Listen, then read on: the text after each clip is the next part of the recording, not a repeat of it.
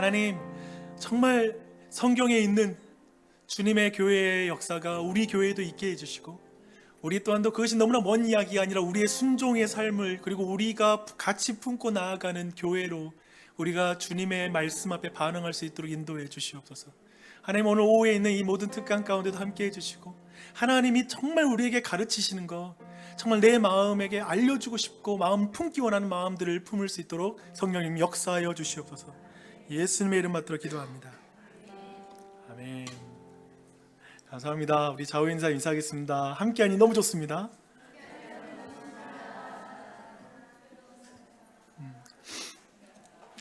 이 자리에 있는 모든 분들, 우리 교회의 몸된 교회의 한 몸으로서, 지체로서 정말 교회의 걸음에 대한 마음을 가지고 이 자리에 나와 있는 줄 믿습니다. 너무나 감사합니다. 사실 지금 제가 그 강의안 자체를 다 프린트할 수가 없어서 그냥 핸드폰에다가 PDF로 올려놨습니다. 그래서 그 PDF 내용을 좀 보시면서 좀 보셔도 상관없고요. 하지만 그냥 들으셔도 충분히 제가 전달할 거고요. 사실은 제가 오늘 주일 예배 설교, 오후 특강, 그리고 우리 수요일 날에 있을 그 이야기 나눔까지 사실은 수요일 날 저녁에 전체가 PDF로 전체 책자로 하나가 만들어지려고 제가 준비를 했어요. 근데 오늘까지는 다 완성할 수 없어서 그래서 하지만 다 정리해서 제가 그 부분들을 여러분이 책자로 볼 수 있도록 제가 이렇게 한 이유는 뭐냐면, 결국 이게 교회가 함께 걸어가야 될 발걸음, 우리 온 교회의 신앙생활에 지대한 영향을 끼치는 그 주제라서 이것은 충분히 교회와 잘 나누되, 심지어 영상 오늘 찍어서 다 나눠줄 거거든요. 근데 현장과 영상 그리고 책자까지 해서 계속 나중에 쉽게 확인할 수 있을 것까지 생각하고 이렇게 준비를 했습니다. 그래서 오늘 사실은 왜 교회를 개척하는가에 대한 부분을 설교 시간에 함께 다뤘고요. 두 번째로는 어떻게 교회를 개척하는가를 오늘 이 시간에 교회 개척 모델과 그리고 준비 절차 사례를 중심으로 해서 여러분에게 전체 나누려고 합니다. 그리고 이제 수요일 날에 말씀드린 것처럼 나주혁신 장로교회 개척과 성장 스토리, 그리고 박용주 목사는 왜 교회 개척 운동에 헌신하는가라는 이런 부분에 있어서 결국은 아까 사도 바울을 통해서 느끼지만 사도 바울의 걸음을 어떤 객관적으로 평가할 수 있는 부분이 아닌 것 같아요. 어떤 의미는 뭐냐면 부르심의 문제와도 연결이 되기도 하고, 또 한편에 어떤 이런 교회의 발걸음, 이런 비전들을 볼 때에도 그것에 대한 진정성 혹은 그것에 대한 하나님의 뜻을 확신하는 것은 결국 과거로부터 오랜 교회의 히스토리, 그 이야기를 통해서 우리의 정체성을 확인할 수밖에 없고, 그것이 도리어 되게 우리가 신뢰를 하고 이 흐름을 느끼면서 하나님 앞에 나아가는 게 옳을 것 같아서, 사실 수요일 날이 저한테는 굉장히 좀 포인트가 있는 시간이기도 합니다. 그래서 되실 수 있다면 여러분 오시되, 당연히 영상도 녹화할 테니까 직장 생활에 방해가 되지 않는 선에서 가능한 함께 했으면 좋겠고요. 책자로도 또 나누니까 그것을 좀 참고하면 좋을 것 같습니다. 그래서 이 시간에는 어떻게 교회를 개척하는가에 대한 부분을 나누도록 하겠습니다. 근데 사실 그 교회 개척의 그 이야기를 오늘 어떻게 할 것인가에 대한 주례를 나누지만, 사실은 한계가 있는 이야기를 오늘 나눌 수밖에 없다는 걸 먼저 말씀을 드려야 될 것 같아요. 뭐냐면 지금 현 단계에서는, 그러니까 정확한 그림들 다 말하지 못하는 건 뭐냐면, 지금 모든 과정을 저는 우리 교회는 교회의 질서와 절차를 따르려고 해요. 그러니까 우리가 세워놓은 공적인 직분자들, 그리고 그 모임들, 그런 절차를 따라서 진행을 해야 된다. 그렇지 않으면 안 된다라고 생각하고 있어요. 그래서 그런 절차를 통해 결정될 내용들을 미리 말할 수는 없잖아요. 그런 의미에서 오늘 이 시간에는 온 교인들에게 어떤 모델들이 있는지를 충분히 특별히 이렇게 분립개척 혹은 교회에서 분립개척하는 경우에, 왜냐하면 교회 개척의 모델은 어마어마하게 많습니다. 그 내용을 제가 선별하고 하되 제한을 두는 방식으로 지금 합니다. 그래서 어떻게 하되, 사실 여기서 나오는 모델에 대해서 소개할 때 주의할 사항은 뭐냐면, 결국 이것을 우리가 하자라는 말이 아니에요. 그 중에 어떤 하나가 좋다라는 말도 아닐 거예요. 다만 왜냐하면 아까 말한 것처럼 그 중에 어떤 것들을 결정해 나가는 것은 우리 교회의 논의 과정을 통해 결정난다라고 이렇게 이해하시면 되겠습니다. 한편에 이 교회 개척 모델을 살펴볼 때도, 예를 들면 이것을 우리가 그대로 가져와야 되냐? 그게 아니라 우리의 교회의 상황과 그 모든 것의 맥락에 맞춰서 상황화를 해서 우리가 이걸 가져와야 된다. 또 변형을 줄 수도 있고 수용하는 것도 있고, 그리고 아니면 받아들이지 않는 부분도 있을 수 있고요. 그런 것들이 우리에게 선택할 수 있다라는 거 이해 속에서 이 내용들을 한번 보면 좋겠습니다. 그래서 우선은 우리 교회가 생각할 때 먼저 좀 나누고 싶은 한 가지는 뭐냐면, 우리가 좀 지향하는 게 아니라 지향하는 부자연스러운 교회 개척을 한번 먼저 소개하고 가도 좋을 것 같습니다. 제가 볼 때 성경에서 경험한 최초의 박회를 제외하고 사도행전에서는 부자연스러운 교회 개척은 별로 없어요. 근데 제가 생각할 때 한 가지를 굳이 말하자면, 바나바와 바울이 다투고 나눠져 가지고 이제 결국 교회를 개척하는 일을 하는 거, 이것은 또 뭐 부자연스럽긴 한 것 같아요. 팀이 깨져버린 거니까. 그런 의미도 있지만 결국 하나님은 그 모든 걸 통해서 일하시니까. 그런데 우리는 그런 의미에서, 그런데 사실 우리 오늘날의 현실 교회에 있잖아요. 성경 말고 오늘날 현실 교회에서는 되게 이 부자연스러운 교회 개척이 많을 수 있겠다. 그래서 우선은 우리가 이런 것은 지향한다라는 것들을 우리 교회가 함께 확인했으면 좋을 거 뭐냐면, 지향하는 그런 것은 뭐냐면 저항적인 교회 개척이 있는 것 같아요. 뭐냐면 어떤 사람들은 되게 화가 나가지고 기존 교회에서 사람을 떼어내서 교회를 개척한 케이스 있잖아요. 뭔가 뭐 있죠? 뭔가 그 안에서 불평과 불만, 그 교회의 어떤 교리, 비전, 목회 철학 막 그런 데서 자신이 소외감을 느꼈기 때문에 내가 이런 교회 안 해. 그리고 나가서 내가 진짜 교회를 한번 세워볼 거야 라고 하는데, 그래서 이제 그 안에 굉장히 분란을 일으키고 혹은 그 다툼 속에 그런 교회 개척이 이루어진 거죠. 근데 재밌는 건 뭐냐면, 교회를 개척하고 났는데 이제 다툴 사람도 없고 이제 해 나가야 되는데, 그때 아무런 역동력이 안 생기고 그런 교회는 건강하게 자라기 힘든 것 같습니다. 그래서 참 그런 교회는 우리가 지향해야 된다라는 생각이 들고요.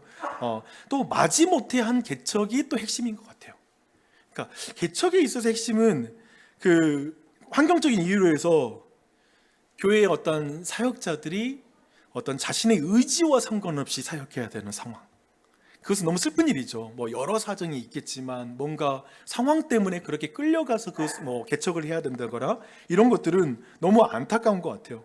그래서 또 한편에 뭐 여러 이유가 있겠지만 내용들을 보면 되고요. 그런 부자연스러운 어떤 교회 개척을 우리가 지향한다라는 것들을 먼저 확인했으면 좋겠습니다. 근데 좋은 교회 개척 모델을 먼저 한번 소개해 볼게요.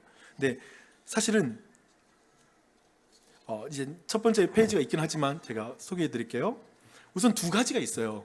크게 보면 개척자 교회 개척 모델이라고 보시면 됩니다. 어떤 거냐면 이 부분 조금 더 말씀드릴게요. 또 한 가지는 예배 중심 개척 모델이 있어요. 예배 중심 교회 개척 모델. 네, 첫 번째 이 개척자 교회 중심을 말하는 건, 이건 어떤 의미냐면 예배를 언제 할 것인가로 결정되는 거예요. 그러니까 개척자 교회 개척 모델은 뭐냐면, 먼저 이제 일반적으로 우리나라는 건물 먼저 세우고 시작하잖아요. 근데 저는 개인적으로 예를 들면, 여러분 뭐 오해할 필요 없고, 내가 만약에 지금 서울에 교회를 개척한다고 생각해봐요. 근데 저는 개인적으로 건물 가지고 먼저 시작 안 할 것 같아요.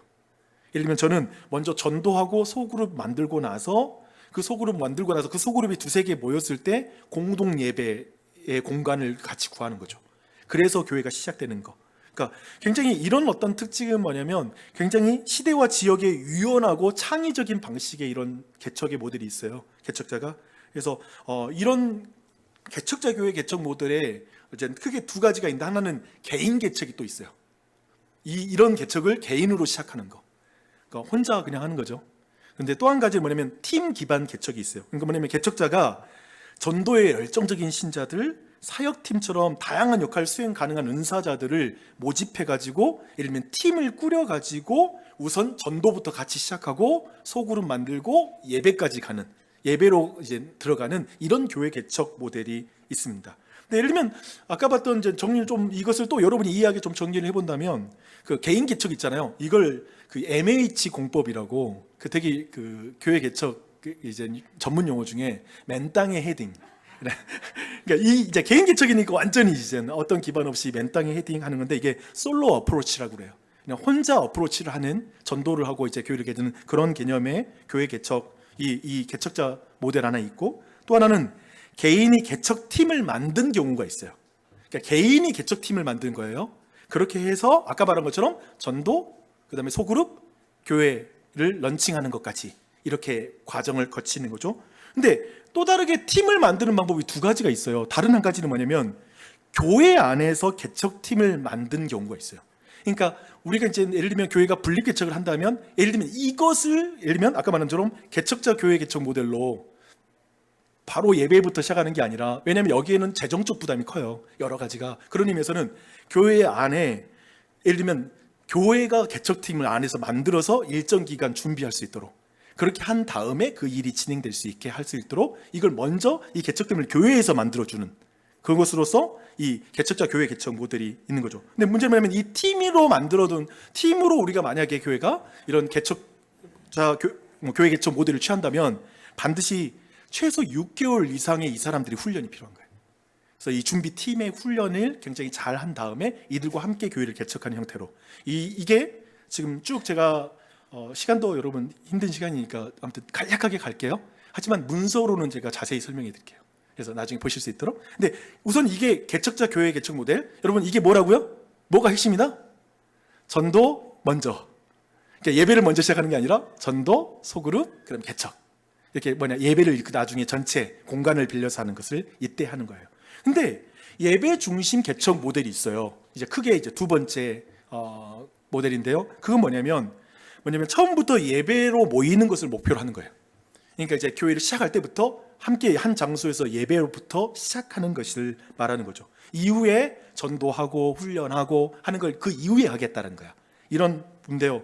그러면서 여기에는 제가 볼 땐 크게 두 가지가 있어요. 우리가 이제 선택할 수 있는 부분에서는 뭐냐면 그냥 분립 개척을 하는 거예요. 분립 개척, 교회가 분립해서 나가는 거. 근데 다시 한번 내가 또 한 가지 설명해 줄게요. 이건 중요하니까. 근데 우리가 취할 수 있는 아주 방식 중에 하나는 뭐냐면 분립 개척 하나 하고 아까 말한 대로 팀을 만들어서 개척해 주는 거. 분립이 굉장히 큰 형태가 아닌 거죠. 아주 거기에 좀 특공대 같은 사람들만, 헌신적인 사람들만 해서 팀으로 만들어 보낼 거냐, 아니면 일부 전체 분립은 일정 규모를 분립해서 개척하는 거예요. 예를 들면 그런 부분을 말하는 겁니다. 그래서 분립 개척 모델, 이걸 마더 처치 모델이라고 해요. 그러니까 모교회가 있는 거지. 모교회가 이렇게 분립해주는 그런 형태라고 보시면 됩니다. 근데 이 분립 개척에서 여러 형태가 있는데 제가 이름만 먼저 소개해 놓을게요. 뭐냐면 멀티 사이트 교회가 있어요. 뭐냐면 예배 드리는 장소만 다를 뿐 한 교회예요. 두 번째, 이것과 완전히 끝까지 본다면 새 교회가 있겠죠. 뉴 처치가 있어요.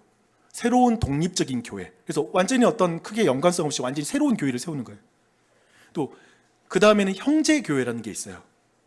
브라더 시스터 처치, 브로 시스터 처치라고 하면 되겠습니다. 형제 교회. 그 다음에 네트워크 교회가 있어요. 근데 이 부분이 무슨 말인지를 조금 이따가 이 다음 단락에서 정확히 설명해 줄게요. 약간 구체화돼서 들어가는 거니까. 그것이 하나 있고, 그러니까 분립 개척이 하나가 있고, 또 한 가지 예배 중심 개척 모델에는 협력 개척이라는 모델이 있어요. 뭐냐면 예를 들면 노회가 하나의 교회를 개척하면서 여러 교회에서 사람을 보내주는 거지. 예를 들면 이것은 여러 사람이 협력해서 하나를 개척하는 개념인 거죠. 그러니까 재정 쪽은 지금 이루어지고 있는 것 같아요. 한국 교회에서. 예를 들면 그 노회 같은 데에서 재정을 지원해줘요. 그러니까 노회가 아까 우리가 믿는 장로교회는 전체 노회가 하나의 교회잖아요.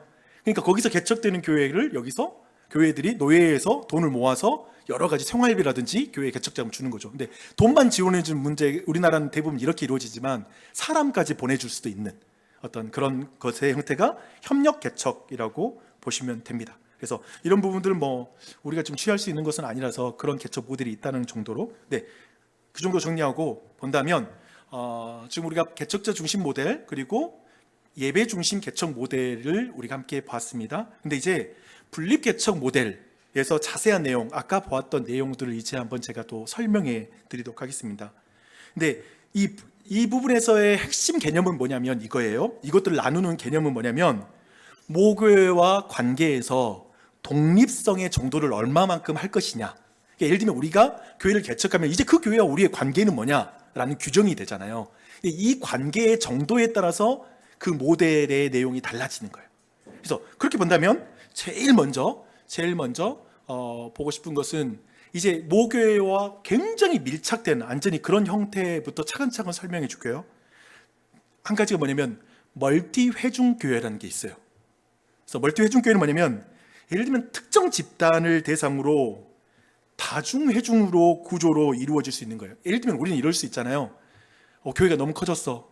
관계를 이렇게 막 맺고 하는데 어려워. 그리고 사람들도 너무 다양해.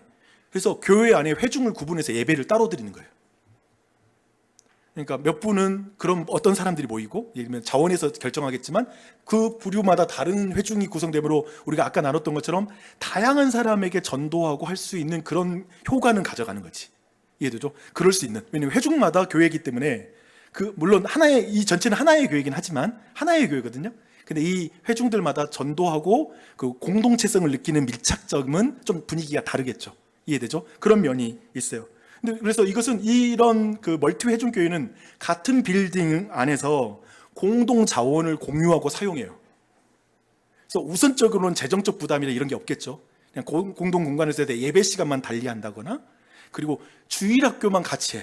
근데 예전에 이런 모델이 어디 있냐면 수원에 가면 원천교회라고 있어요. 수원 원천교회가 바로 이것을 하고 있는데 여기는 침례교회예요.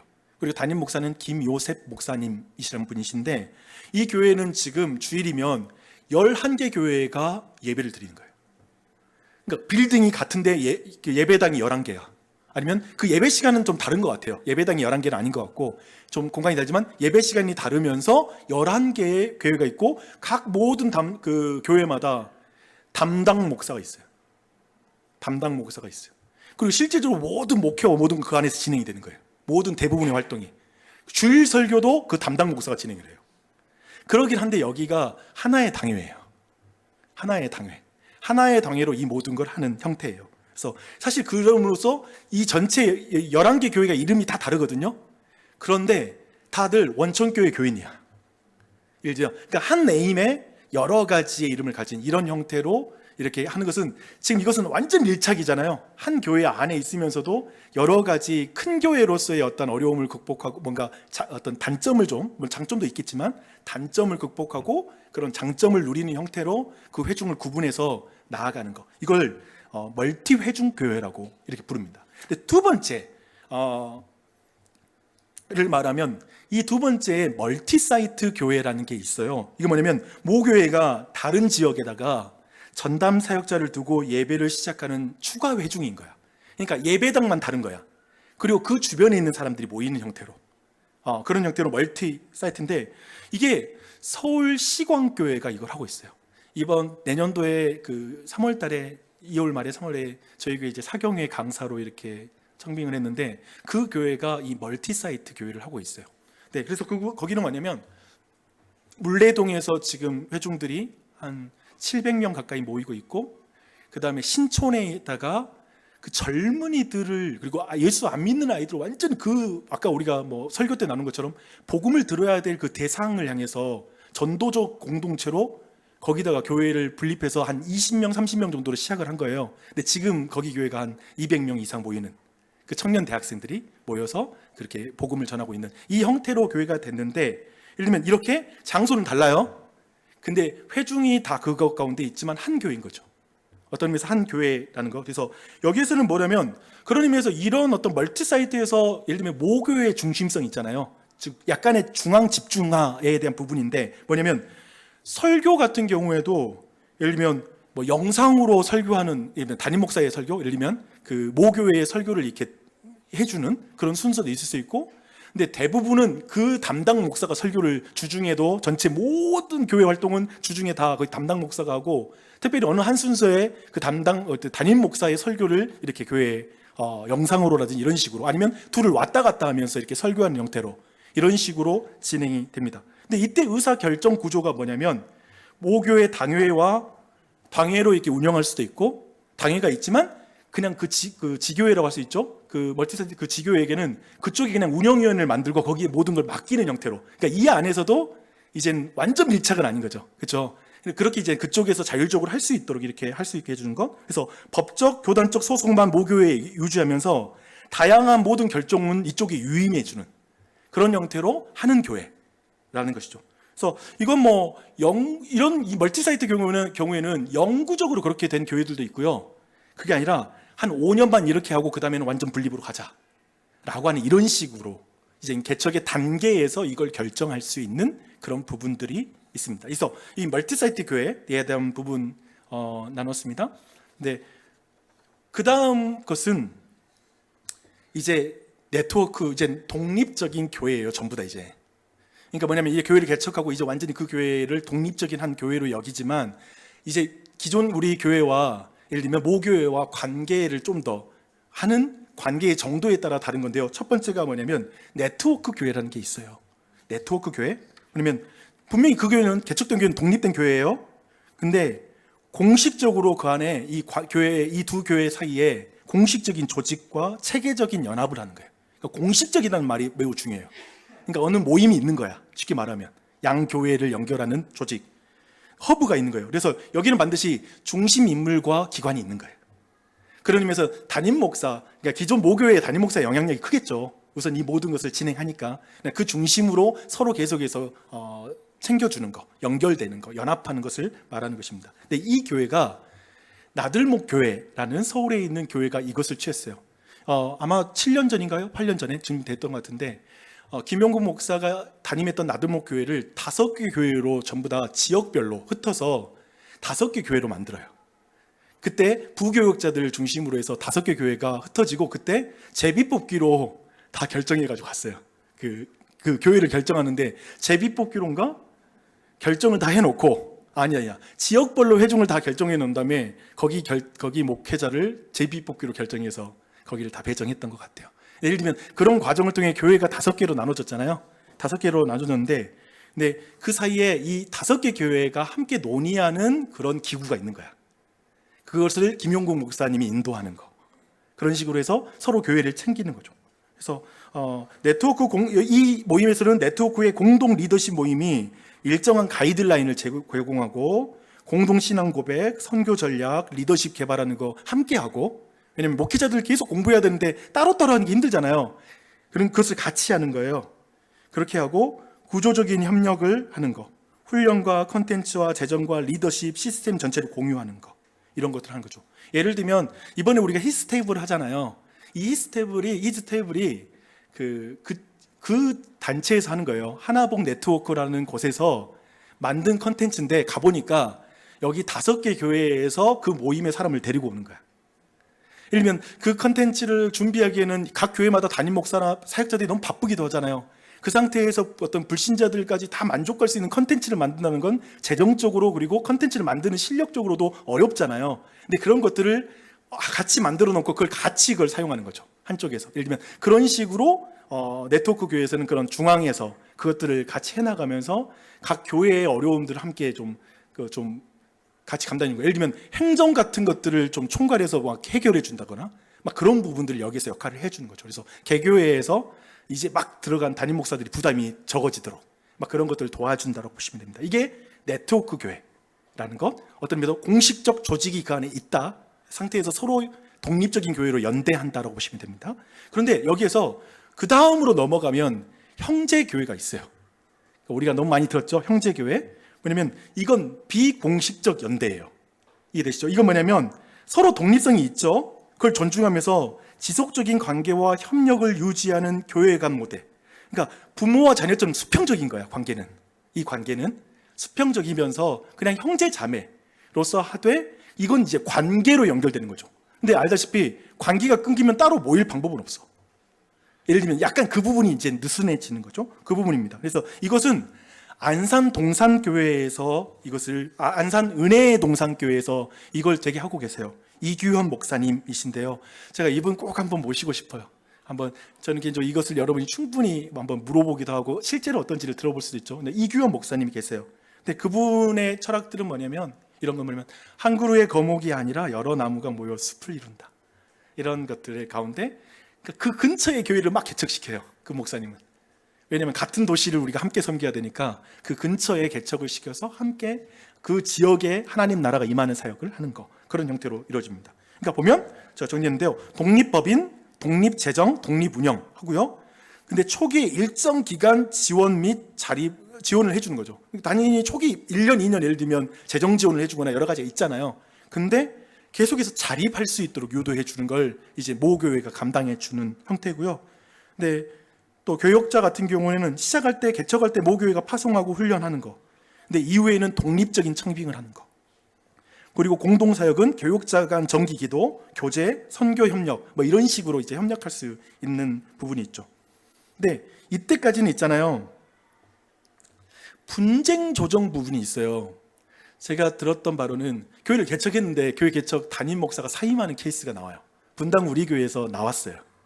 근데 예를 들면 분당 우리 교회에서 개척된 교회가 교회 간에 분쟁이 생겨가지고 담임 목사가 나와야 되는 상황이 벌어졌어. 근데 이때 지금 전체 교회 여기 모 교회가 간섭할 수 있냐 없냐, 간섭이라는 의미가 아니라 관여해서 그 문제를 해결할 수 있는 그런 어떤 위치가 되냐라는 문제가 있는데, 네트워크 교회는 그게 있고 형제 교회부터는 그게 이제 공적으로는 없는 거야.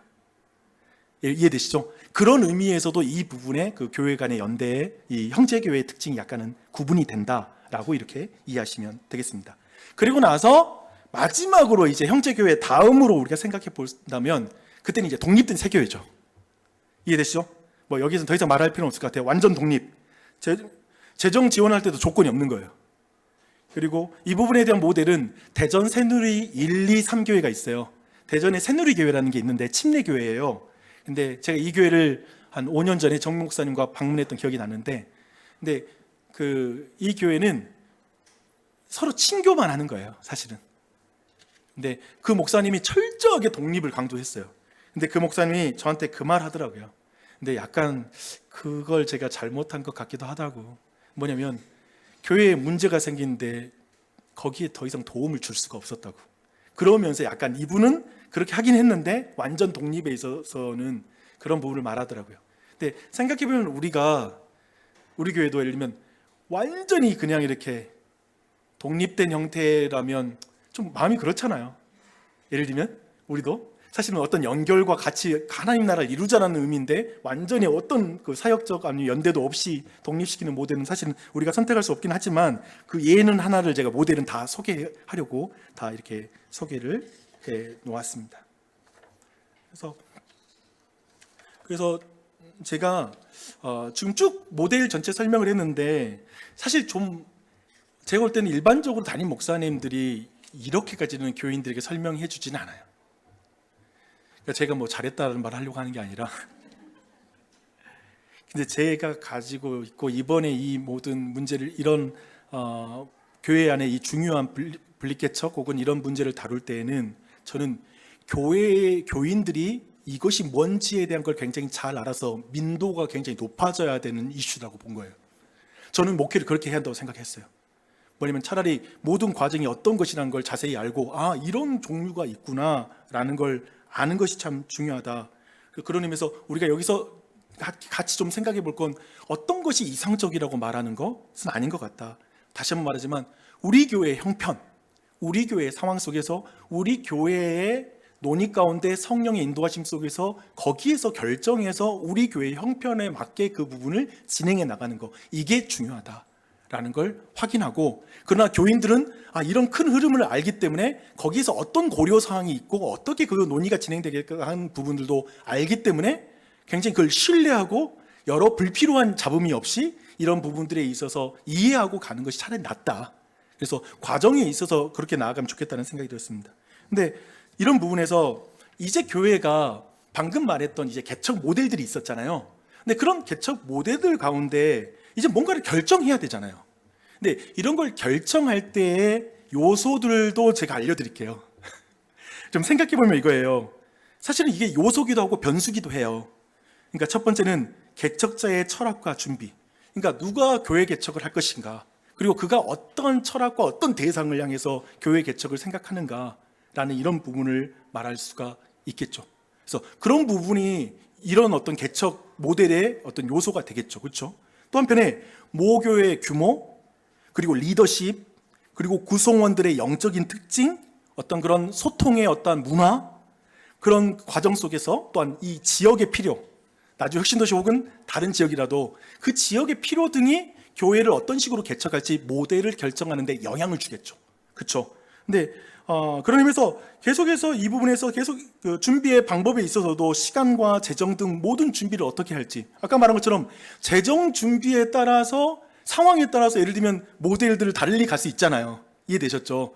먼저 바로 갈지, 아니면 차분히 그것이 없는 어떤 소그룹 형태로 먼저 시작하고 나중에 차근차근 진행할지, 이런 것들도 모두가 모델 안에 있는 거라서 있는 것이라서 그 부분을 이제 그런 거 안에서 결정이 된다고 보시면 됩니다. 근데 여기서 유연해야 된다라는 걸 말씀드리고 싶어요. 모교회와 개척되는 교회 모두가 건강하게 성장하는 방향으로 가장 알맞게 같이 이 부분을 생각해야 되는 게 하나의 중요한 원칙인 것 같습니다. 그래서 그 부분을 생각하죠. 그런 의미에서 모델을 결정할 때 제가 지금 교회들의 신뢰를 좀 가져왔어요. 과연 각 교회들은 어떤 식으로 하고 있는가라는 걸 우리가 알면 여기에서 우리 안에 어떤 식으로 진행되겠다는 생각이 들 수 있으니까 그 부분을 이제 소개해 드리겠습니다. 죽전 우리 교회는 이렇게 해요. 교구 담당 목사를 통해서 교구 전체를 나중에 분립해 주는 거예요. 교구 전체를.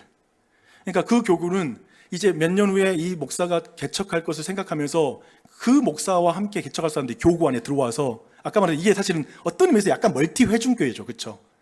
그렇죠? 한 교회 안에 있지만 이미 그 안에 개척이 준비되는, 그러면서 그 안에서 그의 목양을 받으면서 담임 목사의 어떤 지도를 받아서 그 안에 준비해 나가는, 그래서 제가 볼 때 느슨한 멀티 회중 방식이다라는 생각이 듭니다. 근데 이렇게 되면 개척자는 미리 그 안에 관계들이 다 준비되고, 그리고 거기 공동체 지체들도 미리 마음을 먹고 준비하는 시간을 가지고 독립된 교회로 개척하는 이런 형태가 죽전 우리 교회가 이런 방식을 쓰고 있다고 보시면 됩니다. 근데 두 번째는 팀 켈러를 말해드릴게요. 팀 켈러는 뉴욕 리디머 처치가 있잖아요. 근데 거기에서 사실은 팀 켈러는 독립된 교회의 개척을 추구해요. 이렇게 독립된, 물론 그 안에 여러 가지 연대하는 것들은 약간 예를 들면 네트워크는 여기까지 하지만 네트워크부터는 완전 독립된 교회잖아요. 예를 들면 팀 켈러는 그런 의미에서는 독립된 교회를 추구해요. 근데 은퇴 앞두고 교회를 4개로 전부 나눴어요. 그러니까 지역별로 다 나눠서 4개 교회로 캠퍼스를 만들었어요. 그러니까 멀티 사이트 교회가 된 거예요. 그리고 본인은 그 교회를 돌아보는 거. 그러니까 그때는 그랬다 하더라고요. 어느 날 어디 교회로 담임 목사 나타날지 모르는 거죠. 그래서 이제 그런 식으로 그렇게 정하고 이렇게 설교를 했다는 말을 들었습니다. 근데 은퇴 이후에 바로 교회 4개가 분립되는 거예요. 왜냐하면 원래 그 교회 4개로 분립하는 게 어떤 방향이었기 때문에 그 멀티사이트를, 그런 의미에서 멀티사이트를 거쳐주고 그걸 해주는 거죠. 근데 이 사이에 각 캠퍼스마다의 담임 목사가 준비되는 거, 그리고 각 캠퍼스마다 리더십들이 이제 질서가 잡히는 거, 이런 식으로 시간을 보내고 이 일이 일어나는 것을 보여줍니다. 그래서 멀티사이트는 독립된 교회로 가는 징검다리로 사용하는 게 팀 켈러 리디머 처치가 가진 방식이었던 것을 볼 수 있습니다. 그리고 나서 이제 나들목교회, 아까 나들목교회에 대한 이야기 나눴지만 이건 한국적인 또 상황이니까요. 한국적 상황에서 김영국 목사는 뭐냐면, 김영국 목사라는 그 개척자는 굉장한, 사실은 제가 볼 때 한국의 팀킬러라고 말할 수 있는, 그러니까 천재적인 목회자죠. 그러니까 목회자들 안에서도 비범한 사람이라고 말할 수 있는데, 목회자들에게 영향을 주는 목회자라고 할 수 있는데, 근데 그 교회가 어느 한 교회 담임 목사를 안 맡아버렸어요. 자기는 나와서 네트워크 담당 목사만 되는 거야. 그리고 그 안에서 그냥 각 교회의 철학적인 리더, 어떤 그런 방향에서만 역할만 하고, 본인은 따로 이젠 교회 개척 운동에 헌신하는, 즉 선교단체를 만들어서 자신은 그 사역을 하고, 다른 교회들은 담당 목사를 세우고 나오는 형태, 이런 것들도 하나의 형태죠. 네트워크 교회로서 그런 형식을 보여주고 있습니다.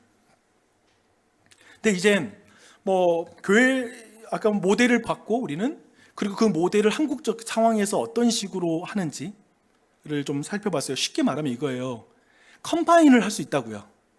아까 말한 대로 교회적인 상황에 따라서 어떤 것을 그 과정으로 두면서 최종적으로 일이 갈 것인가, 이런 식으로 할 수 있다는 거죠. 물론 저는 개인적으로는 독립된 교회예요. 교회 개척은 아까 말한 대로 예를 들면 네트워크든지 아니면 형제교회든지 그 안에 있는 것, 그렇지 완전 독립은 저 개인적으로 선언을 하지 않지만 여튼 그 부분이 있어요. 그런데 문제는 뭐냐면, 이런 교회로 가기 전에 우리 교회의 형편과 상황에 있어서 뭐가 가장 알맞을 것인가를 이제 결정해서 디딤돌, 즉 과정으로 두는 방식도 가능하다는 거죠. 그래서 이런 모든 것들, 그렇다면 이러한 모델을 최종적으로 결정해서 로드맵은 어떻게 결정할 것인가, 누가 이것을 이끌어가서 이걸 결정할 것인가 했을 때, 장로교회에서는 교회의 대표성을 가진 당회와 직분자를 중심으로 이 문제를 준비해 나가는 것이 알맞을 것 같습니다. 그래서 그런 방식을 해나가고요. 아마도 사실 그렇잖아요. 사실 오늘 설교도 했지만 왜 교회를 개척하는가 이야기했을 때 그 부분에 성경이 말하니까 뭐 여러분의 어떤 마음과 상관없죠. 아무튼 이해는 되잖아요. 그 어떤 것인지는 알겠어 라고 하지만 여기에 대해서 우리 안에 두려워하는 많은 이유가 있겠죠. 그리고 여러 가지로 이 부분에 대해서 염려되는 것도 많을 것이고, 그런 의미에서 실질적으로는 어떻게 교회를 개척할 것인가 부분에서 사실은 많은 잡음이 나오고 때로는 우리가 두려워하는 일들이 벌어질 수도 있고 분쟁이 있을 수 있고 한다는 생각이 들어요. 근데 저는 지금 전 교인에게 이 내용을 완전히 공유하는 거예요. 이 부분이 그렇다는 거예요. 근데 왜 교회를 개척하는 거지만 그런 의미에서 어떻게 하는가라는 이 부분은 철저하게 원칙이 있는 거예요. 교회의 질서 안에서 움직인다. 그러니까 그런 부분 안에서 이것이 진행될 수 있도록. 그러니까 제가 이 부분에 대해서 참 배웠던 건 지난 3월 달에 제가 설교할 때 그 요단 동편에 있는 지파들이 모세 앞에 와서 요단 동편에 있는 그 땅을 분배해 달라는 그 요구를 했을 때 그때 제가 설교에서 아주 중요하게 말했던 건 뭐냐면 우리의 모든 욕망은 하나님의 말씀 앞에 조정돼야 된다. 그리고 또 한편에 우리의 모든 욕망은 질서 안에서 질서를 존중하는 과정 속에서 우리가 어떤 욕망이 아니라 어떠한 새로운 어떤 당돌한 시도, 당돌한 어떤 계획이든지 교회의 질서를 존중하는 것. 제가 밝힙니다. 우리 모두 동의하는 거예요. 우리는 교회의 질서를 만들고 질서를 모두 우리 안에 공개하고 그 질서에 따라서 이 모든 걸 진행할 거예요. 그런 의미에서 여기에서 제가 개인적으로는 크게 뭔가를 말하는 것들은 아닌 것 같아요. 이해되죠? 큰 위험을 우리가 이걸 지킬 때 모두가 우리가 이걸 지킬 때에 굉장히 큰 어떤 우리 교회는 그런 문제가 없을 수 있겠다, 피할 수 있겠다는 생각이 듭니다. 그래서 그 부분을 좀 기억을 해주시면 좋을 것 같아요. 그래서 그 가운데 교회의 질서 안에서 하나님 뜻을 물으면서 겸손하게 주님이 원하시는 것이 무엇인가요? 지혜를 주세요라고 우리가 나아갈 때 하나님께서 질서 안에서 아름답게 일이 이루어지잖아요. 그래서 그때 보면 요단 동편의 그 지파들이 뭐예요? 그러니까 땅은 분배는 받되 안식은 맨 마지막에 취하겠다. 전쟁터에서는 맨 앞에 앞장서겠다라는 마음이 있잖아요. 쉽게 말하면 그런 마음을 가진 어떠한 상황에서 질서를 존중하면서 이제 리더와 여러 가지 질서 앞에서 그 모든 결정이 이루어질 때 마지막에는 그 모든 것 가운데 하나님의 나라가 확장되잖아요. 원래 하나님의 나라는 그 가나안 땅의 분배는 요단 서편만 분배가 됐는데 요단 동편까지 하나님의 나라 어떤 그런 땅으로 귀속이 되잖아요. 그러니까 이 모든 것이 사실은 이런 성경적 원리를 우리 교회는 존중할 거고 우리 교회는 그것을 따를 것이라는 약속을 하는 거예요. 그래서 그 지점을 분명하게 여러분과 나누고 싶습니다. 그래서 그런 맥락이고요. 제가 더 이야기를 나눌 수 있겠지만 사실은 제가 뭘 준비했냐면 교회를 이제 개척하는 절차가 뭔지를 쭉 설명해 주려고 했어요. 근데 1단계는 하나님 나라를 지향하는 선교적 모교회. 간단히 말하면 사실은 우리 모두에게 아기 낳고 싶어지는 마음이 드는 거. 그러니까 교회 전체가 예를 들면 아기 낳는, 예를 들면 우리 출산을 생각해 보면 나는 아기를 너무 낳고 싶었는데 예를 들면 이거 자매들에게 뭐 여러분 잘 이해해 주세요. 남편은 너무 아기 낳고 싶어. 근데 아내가 아기를 낳기 싫어해. 근데 몸은 건강해. 그러면 마음만 바꾸면 바로 아기 낳을 수 있잖아요. 이게 서로 합의가 되면 자매의 마음이 좀 아이를 낳고 싶은 마음이 들면 그걸 기다려줘야 되잖아요. 그거 있을 거고 또 한 가지는 둘 다 원하는데 자매의 몸이 너무 안 좋아.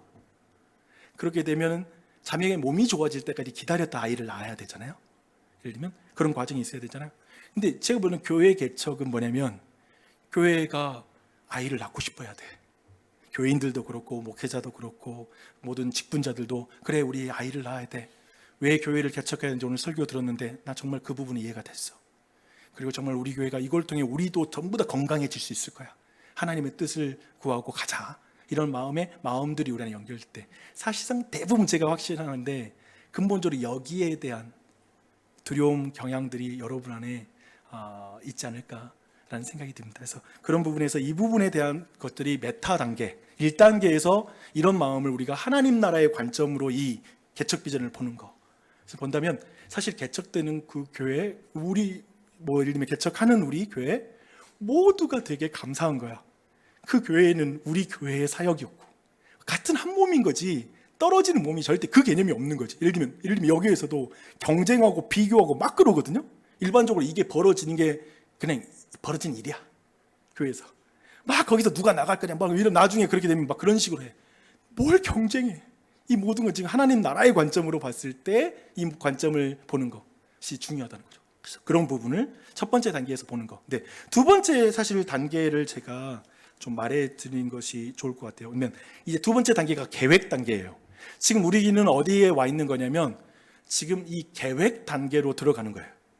교회가 계획 단계로 들어가는 거예요. 그래서 그 전체를 지금 마음도 나누고 아빠 1단계 부분을 나누는데 1단계 아까 마음을 나누는 부분은 제가 설득할 때는 아까 말했던 이규현 목사님 한번 모시는 거. 예를 들면 이런 교회가 형제 교회들이 이 땅의 교회들이 어떻게 이 가운데 교회가 갱신되고 있고 우리 안에 있는 두려움들이 해결되고 또 우리가 생각하는 많은 질문들과 우리가 생각할 때 부정적이라고 생각했던 원인들이 다른 교회에서는 어떻게 해결되었는지 그리고 그것들을 종합적으로 다 들으면서 우리가 알아가며 그 무지함이 우리에게 두려움을 주기 때문에 무지하지 않는 영역으로 이것을 만들어가며 마음을 사는 영역들은 아마도 이제 계속 우리 교회가 준비를 해나가는 절차를 거치게 될 것 같아요. 그래서 1단계는 계속 해나갈 거예요. 그런데 이제 교회적으로는 이제 두 번째 계획 단계가 들어간다라고 보시면 되겠습니다. 계획 단계에서는 뭐냐면 첫 번째 교회 개척 신청이 일어나요.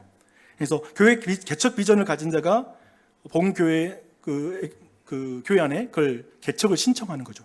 사실은 이 개척자 발굴은 본인의 신청으로 될 수 있을 것이고 한편에 교회 당회가 볼 때 예를 들면 우리 교회 사역자가 이 사람 이제 개척할 때 됐다 라고 할 때 개척을 한번 해보시는 게 어떨까요? 라고 이렇게 말하면 그가 신청을 해서 진행하는 것이 되겠죠. 만약에 개척자가 준비되었다고 인정되는 사람이 하는 거죠. 담임 목사도 인정하고 당회도 인정하고 교인들이 볼 때도 인정해야 돼요. 왜냐하면 따라가야 하는데 아무도 안 따라가.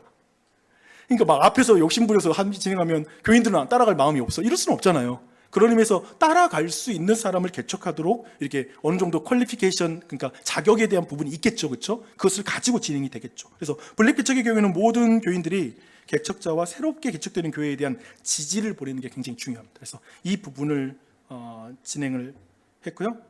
그래서 이 부분 두 번째, 개척자와 개척 모델을 보고하는 거.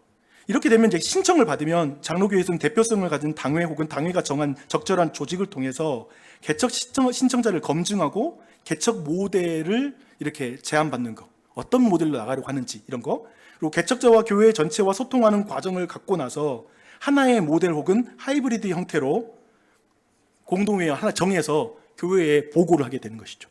이래서 일반적으로 이게 교회 개척 준비위원회가 조직되거나 아니면 당회가 이걸 담당하거나 재직회가 이걸 담당하는 형식을 통해서 이 보고서가 이제 교회 앞에 보고가 되고 이것에 대해서 교회가 허락하는 과정을 거치고 진행이 되는 것이죠. 이해되시죠? 그런 방식으로 진행이 됩니다.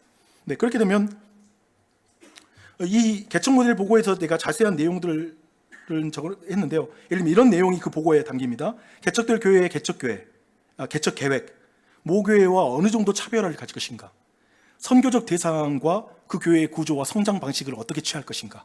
예를 들면 이런 부분에서 우리가 이제 개척하는데 우리랑 똑같아. 전혀 이쪽에 지역의 선교적인 준비가 안 돼 있으면 참 아쉽다라는 마음 가질 수 있잖아요, 교회가. 예를 들면 근데 거기에 대한 명확한 계획들을 가지고 있는 거죠. 또 모교회와 개척하는 교회의 관계적인 기대치. 그러니까 독립된 새교회를 할 건가, 형제교회를 할 건가, 네트워크 교회를 할 건가. 이런 부분들이 이 보고서에 담기게 되는 것이죠. 또 모교회의 준비와 형제교회의 조직을 갖추고 자립하는 경로는 어떻게 할 것인가. 즉 자립할 때까지 어떻게 관계할 건데 아까 말한 것처럼 처음에 재정 문제가 아예 안 되기 때문에 우선 그러나 개척의 필요성을 느끼면 멀티 회중부터 시작할 수 있다는 거죠. 공간적 이런 문제를 넘어서서 먼저 회중부터 시작해서 거기는 따로 막 이렇게 그 활동을 해나가면 되니까 예를 들면 그런 식의 로드맵이 돼서 할 것인가, 목적지로 가는 로드맵이죠. 아니면 바로 독립된 세교회로 갈 것인가, 이런 과정들을 여기서 결정하게 됩니다. 그리고 핵심 그룹의 규모가 이렇게 되면 결정이 돼요. 교회 모델이 결정되면 이제 아까 말한 대로 만약에 개척자가 이런 걸 원할 수 있잖아요. 예를 들면 난 개척자 개인 팀 개척을 하고 싶어요. 그러면 교회에서 팀만 만들어 주세요. 그러면 거기에 들어가는 모든 재정과 모든 내용들은 달라지잖아요. 로드맵이. 그러니까 그런 부분들이 여기 안에서 결국 그것들을 교회가 존중하고 오케이 하면 그 존중하는 방식으로 진행이 될 수 있잖아요. 그러니까 그런 모든 것들도 이 안에서 논의가 일어나는 것이고 보시면 됩니다. 그래서 이때 모교회의 크기에 따라 다양하게 핵심 그룹의 규모가 결정이 되는데요. 일반적으로 전체 교회 내 10%에서 20% 정도가 적절한 규모라고 이렇게 이런 교회 개척 이런 매뉴얼에서 그렇게 나와 있습니다. 그러니까 150에서 200명 정도 되는 규모에서 25에서 35명 정도가 떠나는 게 알맞다라고 이렇게 보는 것이죠. 그런 경우에 아까 말한 것처럼 어떤 경우에는 더 작고 신중하게 선발된 핵심 그룹만 보낼 수도 있다라는 게 이 안에 이제 보고서에 담기게 됩니다. 어떤 되고요. 그다음에 지역 선정. 근데 지역 선정은 사실상 제가 볼 땐 그 멤버들이 결정해야 되는 부분이 있는 것 같아요. 물론 교회에서는 가이드라인 정도가 제공이 되고 교회적으로는 이 팀에서 그 개척하는 사람들이 어떤 지역으로 가자라는 대상에 따라서 그런 결정이 이루어지지 않을까라는 생각이 듭니다. 그래서 그런 부분으로 진행이 됩니다. 이게 계획의 단계입니다. 그러니까 이 계획의 단계는 철저하게 교회의 회의, 교회의 질서 안에서 전체가 조정되고 이제 개척자와 이야기가 나눠주면서 모든 것이 결정되는 구조를 갖게 되는 것이죠.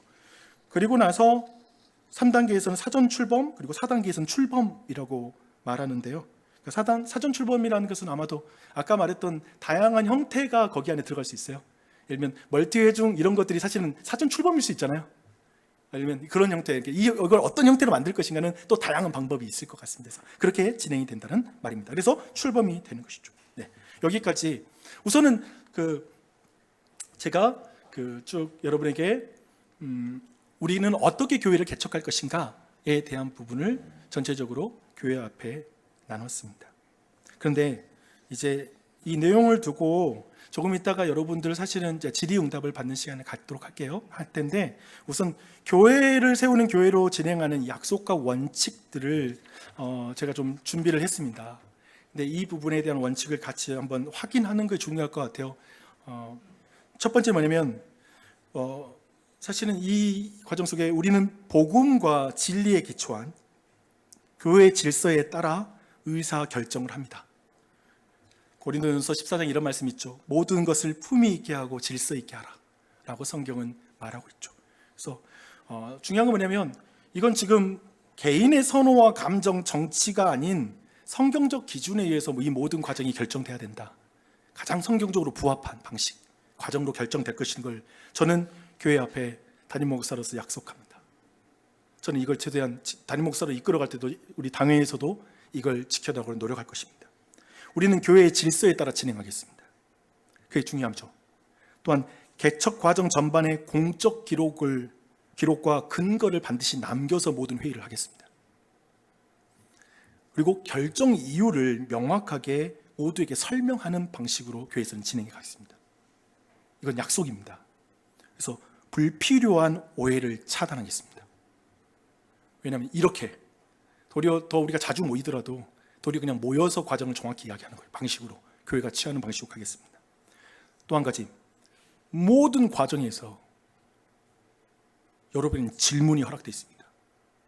궁금하면 담임 목사에게도 바로 질문하십시오. 제가 여기까지 열은 이유는 여러분이 불필요하게 담임 목사라든지 어떤 직분자든지 어떤 상황을 오해하지 말라는 거예요. 혼자 상상할 필요도 없다는 거예요. 누구든지 바로 다이렉트하게 물어볼 수 있습니다. 그렇죠? 설명해 달라고 말할 수 있습니다. 그래서 이 부분을 그렇게 교회에서는 첫 번째를 약속합니다. 두 번째, 우리는 투명성을 우선하는 방식이 중요한 것 같습니다. 투명성. 그러니까 배경과 절차 일정 기준을 미리 교회 앞에 공지하는 것. 이번에 예를 들면 앞으로 우리 모임이 있는데 어떤 부분을 나누게 됩니다 라는 공지를 교회 앞에 하는 것. 지금 이 내용을 들으신 분들은 이제 그 단계를 시작하구나, 그 내용을 들어가구나 알 수 있게 하는 방식으로, 또 단계별 진행 상황을 정기적으로 교회 앞에 알리는 것, 그것이 필요한 것 같습니다. 그렇게 진행하겠습니다. 그런 의미에서 중요한 그 회의에 참석하거나 앞으로 또한 모든 교회는 중요한 건데요, 중요한 결정은 폐쇄적 소모임이 아니라 공적 구조에서만 하겠습니다.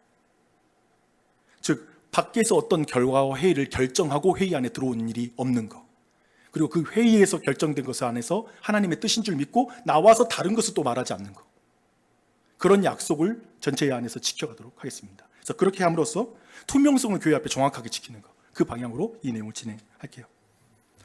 그리고 또 한 가지를 이것은 앞의 내용들은 어떤 의미에서 목사로서도 그렇고 이런 것들 안에서 교회 앞에 굉장히 약속, 지켜나가겠다는 어떤 약속이라면 교인들도 저도 그렇고 우리 모두도 함께 지켜야 될 것이 있는 것 같습니다. 그건 이것입니다.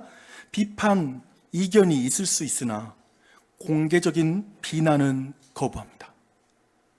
그렇게는 하지 않았으면 좋겠습니다. 다시 한번 말합니다. 의견을 말하지 말라는 말이 아닙니다. 모든 질문도 할 수 있습니다. 그러나 불필요한 비난, 이것을 가지고 도덕적, 영적 비난을 할 이유는 아닌 것 같아요. 왜냐하면 지금 이 사안은 사실은 굉장히 하나님의 말씀을 따라가기 때문에 이것이 하나님의 뜻인지 어떤 의미에서 그걸 우리가 거스를 수도 있는 것입니다. 그러면서 그런 차원에서 교회의 질서를 따라 진행되는 문제를 가지고 또다시 거기에 대해서 예를 들면 질문도 할 수 있는데 다른 자리에서 다르게 말하는 건 저는 제가 볼 땐 그건 우리에게 또 공평하지는 않다. 그리고 하나님 보시기에 그게 좋은 모습은 아닐 거라는 생각이 듭니다. 그래서 그런 부분을 지키는 부분이 되겠습니다. 교회 안에서 그런 의미에서 공개 비난 아니면 측근을 모은다든지 당파를 만드는 거 사실 사탄의 전략이 아닌가 싶습니다. 그래서 그런 것들을 여러분이 철저히 피해 주시길 부탁드릴게요. 그리고 마지막으로 한 가지만 부탁드릴게요. 우리는 모두가 소문을 중단시키는 사람이 됐으면 좋겠습니다. 그러니까 확인되지 않은 말입니다. 확인되지 않은 말, 추측, 비교, 평가는 퍼뜨리는 것을 여러분이 유통을 차단해 주십시오. 이게 너무 중요해요. 교회는. 사실 이런 부분이 우리 교회 등록할 때 가족 언약서에 이거 있는 거 아세요? 뒤에서 누구 험담하지 않겠다. 건강한 교회를 지키기 위한 나의 약속이 있죠. 이건 담임 목사도 지켜야죠. 여러분도 지켜야 되죠. 예를 들면 이거죠. 어떤 사람이 혹은 담임 목사가 여러분에 대해서 따로 비난하고 돌아다녀. 막 사람들 만나. 기분 나쁘시죠? 그렇죠? 아닌가? 우리가 이렇게 뛰어나단 말이야? 근데 예를 들면 근데 그 사람에게 그렇게 들어. 생각하면 이상하잖아요. 그렇죠? 제가 보는 것은 뭐냐면 보호하십시오. 둘 모두를 보호해 주셔야 돼요. 둘 모두를 보호하는 것은 아니 그거 이렇게 말하는 거죠. 그 말 누구에게 들었어? 그러니까 무슨 말을 들을 때 그 말 누구에게 들었어 해서 출처를 정확히 확인해서 그 상황을 받아들이십시오. 이건 기본입니다. 출처 확인하는 거. 그리고 그 부분에서는 그렇다면 그것은 그 정도까지 생각하지 않을 수 있는데 그걸 정확히 말해줘야죠. 교인들 사이에서도. 그래서 그 소문이 차단되게 해주는 건 우리의 역할인 거죠. 그렇게 해주시길 부탁합니다. 모두를 보호해 주십시오. 그게 저는 개인적으로 모두를 보호해주는 방법인 것 같습니다. 그래서 전체적인 그래서 교회적인 소토의 그런 의미에서 문제 어떤 상황이 생겼을 때 대화 창구는 이러한 순서를 가져갔으면 좋겠습니다. 기본적으로는 마을장에게 말씀해 주십시오. 마을장은 타운장에게 말을 하고 또 타운장이 전체 당회에 말하는 구조를 가져가면 좋겠습니다. 직분자에게 말해도 괜찮아요. 하지만 방금 말했지만 모든 결정은 공적회의에서 결정되기 때문에 그런 의미에서 그 모든 것에 있어서 여러분 대화 나눌 때에도 정말 추측할 필요는 없고 이야기하면 돼요. 건의할 것이면 건의해도 돼요. 이해되시죠? 이 부분을 오늘날 교회는 정말 잘해야 되는 것 같습니다. 그래서 그 부분 저도 생각하고 있으니까요. 그 부분을 그렇게 생각하고 진행해 주시면 되겠습니다. 여기까지 전체 제가 여러분에게 제가 일방적으로 전달할 내용들 제가 준비한 것들을 나눴습니다. 너무 힘드니까 이제 앉을게요.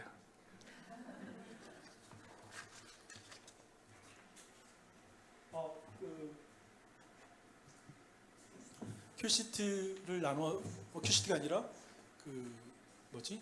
종이? 네, 다 나눠드렸네. 네, 그렇구나. 네, 혹시 그냥 질문하시면서 먼저 이렇게 좀 하면 좋을 것 같습니다. 방금 들었던 내용에 대해서 그리고 한 가지 공지드리면 저는 수요일 날에 예를 들면 왜 박용주 목사는 교회 개척을 헌신하고 싶은가 이런 것들은 수요일 날에 제가 나누게 될 것 같습니다. 그래서 거기에 대한 자세한 설명 그때 또 드리도록 하겠습니다. 물 좀.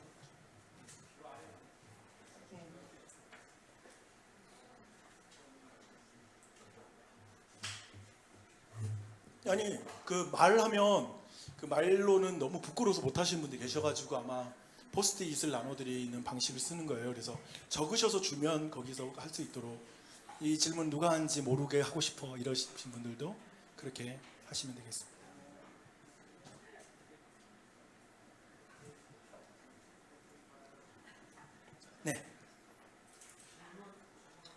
네, 질문해 주세요.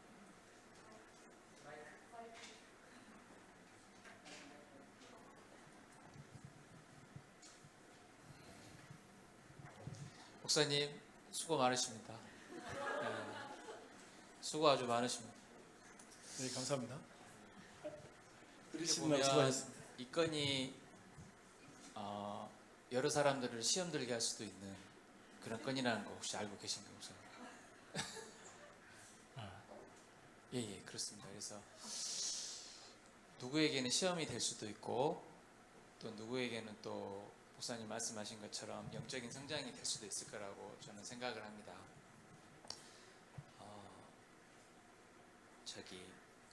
우선 과정이 다른 이견이 안 생길 수 있도록 공적인 투명성이라 해야 될까요? 말씀하셨는데 언제쯤 이 분류 개척에 대한 교인들의 찬반 투표를 물을 것인지, 그 다음에 우리 교인들이 목사님 말씀하신 것처럼 이 질서 안에서 이루어지려면 우리 교회는 이런 절차에 의해서 이루어집니다. 이런 것들이 인식이 되면 교인들이 덜 혼란스러울 것 같아요. 뭔 말이냐면 오늘 같은 경우 이렇게 설교 말씀하시고 오후에 이제 모임을 하셨는데 당회에서 결정이 이렇게 돼서 이것은 뭐 이렇게 할 수 있는 여건이 됩니다. 그래서 이렇게 설교도 하고 또 이렇습니다. 이렇게 해줘야 우리 성도들이 거기에 순종을 하는 거죠.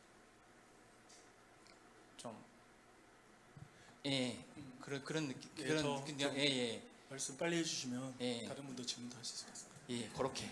그래서 그런 절차를 명확해 주셔야 다른 의견들이 안 나올 것 같습니다. 이제 그 부분인데요. 사실 오늘 온 교우들이 알았겠지만 사실은 오늘 나눴던 내용은 왜 교회를 개척하는지 성경적, 역사적 이유에 대해서 설교해서 그냥 우리가 가진 비전에 대한 동기, 왜 이걸 하는지에 대한 우리 모두가 공감할 수 있는 성경적, 이것이 순종의 개념 안에서 그 내용을 나누는 차원이었고요.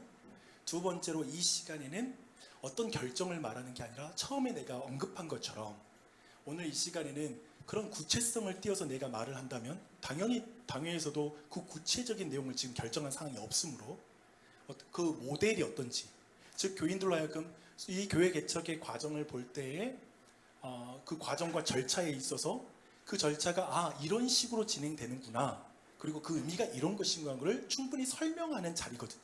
그러니까 지금 이 자리는 방금 말씀하신 것에 있어서 방금 말했던 그 클리어한 설명 아니면 공적 결정을 하기 전에 온 교인들이 그 과정을 이해하는 차원의 대화를 나누고 있다고 보시면 되겠습니다. 그렇게 본다면 이제 당회가 어떤 결정을 나누고 그리고 이후에 이제 위원회가 만들어진 이 절차가 아마도 이후의 일정이, 그래서 언제 공동회의가 이루어질지에 대한 일정들도 제가 결정할 수도 없고, 예를 들면 지금 발표할 수는 없고, 도리어 그런 부분을 있어서 혹시 교인들 안에 클리어하지 않은 부분이 있다면 그것은 이제 논의해서 이제 그 과정을 다 설명해 줬기 때문에 이제 어떤 공적 과정이 발표될 때 여러분이 이해 차원에서 이제 그 진행을 따라가고 또한 물어볼 수도 있잖아요. 어떻게 접근해야 될지. 도리어 시작하고 하는 게 아니라 지금 그 전에 이런 작업, 이런 어떤 과정을, 소통의 시간을 충분히 가져주는 것으로 이해하면 좋겠습니다. 네.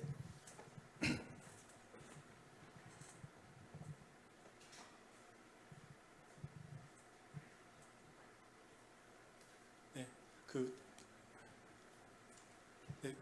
교육자들에게 하나씩 건네주셔도 될 것 같아요. 혹시. 네, 감사합니다. 이제 눈이 안 좋아져가지고.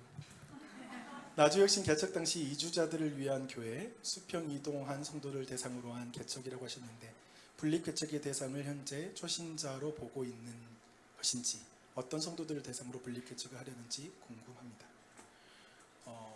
저는 지난 3월에 교회 앞에 아까 말했던 교회 개척 신청이라는 게 있잖아요. 첫 단계. 그 신청을 사경회 때 제가 했죠. 교회 앞에. 그리고 근데 그 신청하는 것을 교회적으로 진행을 못했던 것은, 예를 들면은 제가 안식월 바로 들어갔고, 그리고 안식월 이후에 내가 전체 교회 앞에 또 그것도 교회 앞에서 말을 했잖아요. 이것을 지금 논의하기는 어려운 저와 또 제 건강이라든지 여러 가지 가정의 상황이 있으니 잠깐 논의를 중단하고 기다려달라라는 거였고요. 그리고 이제 지금 이 시간에 이제 그 흐름에서 보시면 이제 교회 앞에 과정을 설명하고 이제 그 부분을 이제 신청한, 내가 이제 교회 개척 신청한 것을 이제 당회 결정 속에서 적절한 어떠한 그 과정을 통해서 이 부분을 이제 받고 모델과 여러 가지를 만드는 절차로 들어가야 되는 그 상황이라고 보시면 되겠습니다. 그런데 제가 너무 길게 말했어요, 그렇죠? 질문과 다른 말을 해서 죄송합니다. 근데 제가 교회를 개척하는 것은 오늘 설교 때 말한 것처럼 제가 볼 땐 예수님을 믿지 않는 자에 대한 진짜 전략을 가진 교회 개척이 일어나야 된다. 저는 그 생각을 너무 하고 있습니다. 그러니까 심지어는 이런 생각이 또 예를 들면 이런 생각도 해본 적, 이건 제 상상력이니까 좀 개척자의 상상력이니까 그런 걸 이해로 본다면, 예를 들면 서울에서 내려올 때 수평 이동만 받고, 예를 들면 믿는 사람이 들어오더라도 그런 경우만 받고 그 외에는 모든 걸 안 받고 불신자만 전도하는 교회, 완전히 그렇게 완전히 대상이 좁혀져 있고 완전히 그 대상을 향해서 하는 교회는 어떨까라고 생각할 정도로, 지금 생각으로 예를 들면 확실히 이 교회는 매우 이 지역에 지금 제 생각에는 예를 들면 우리 이 지역에서 분립을 하게 된다면, 예를 들면 이 지역에 있는 어떤 공기업이라든지 수없이 많은 그 젊은이들을 향해서 아주 효과적으로 접근해 나갈 수 있는 선교적 전략이 분명한 교회가 돼야 된다. 그래서 완전히 그 부분에 있어서 좀 분명한 색깔을 가진 교회로 가는 게 알맞다라는 생각이 듭니다. 네. 네. 네. 그 대부분 분립개척하신 사례를 보면 담임 목사님이 모교에 계시고 이제 부목사님들이 나가시거나 누구를 청빙해서 훈련된 분들이 나가시잖아요. 근데 저희는 지금 담임 목사님께서 분립개척을 하시겠다고 하시는 거잖아요. 그러면은 그 모교의 역할을 해줄 수 있는 그 목회자가 빈 상태가 되는데, 이제 누군가를 청빙하시긴 하겠지만 그분도 이 교회를 이끌어가는데 준비되는 시간이 필요하지 않나, 그런 생각을 해봅니다. 네. 좋은 건의사항으로 이렇게 나중에 전체 논의를 진행할 때 이런 이야기들을 계속 교인들의 이야기를 들어야 될 부분으로 생각이 듭니다. 네. 감사합니다. 바로 받아서요. 제 있는 거 말씀드릴게요. 분립개척에 대한 생각은 담임 목사님뿐 아니라 모든 교역자들도 같은 의견이실까요? 분립개척을 한다면 꼭 박용주 목사님이 아니라 다른 교역자들도 대상이 될 수 있나요? 라고 말씀하고 있습니다. 아무 사역자도 지금 신청한 사람이 없습니다.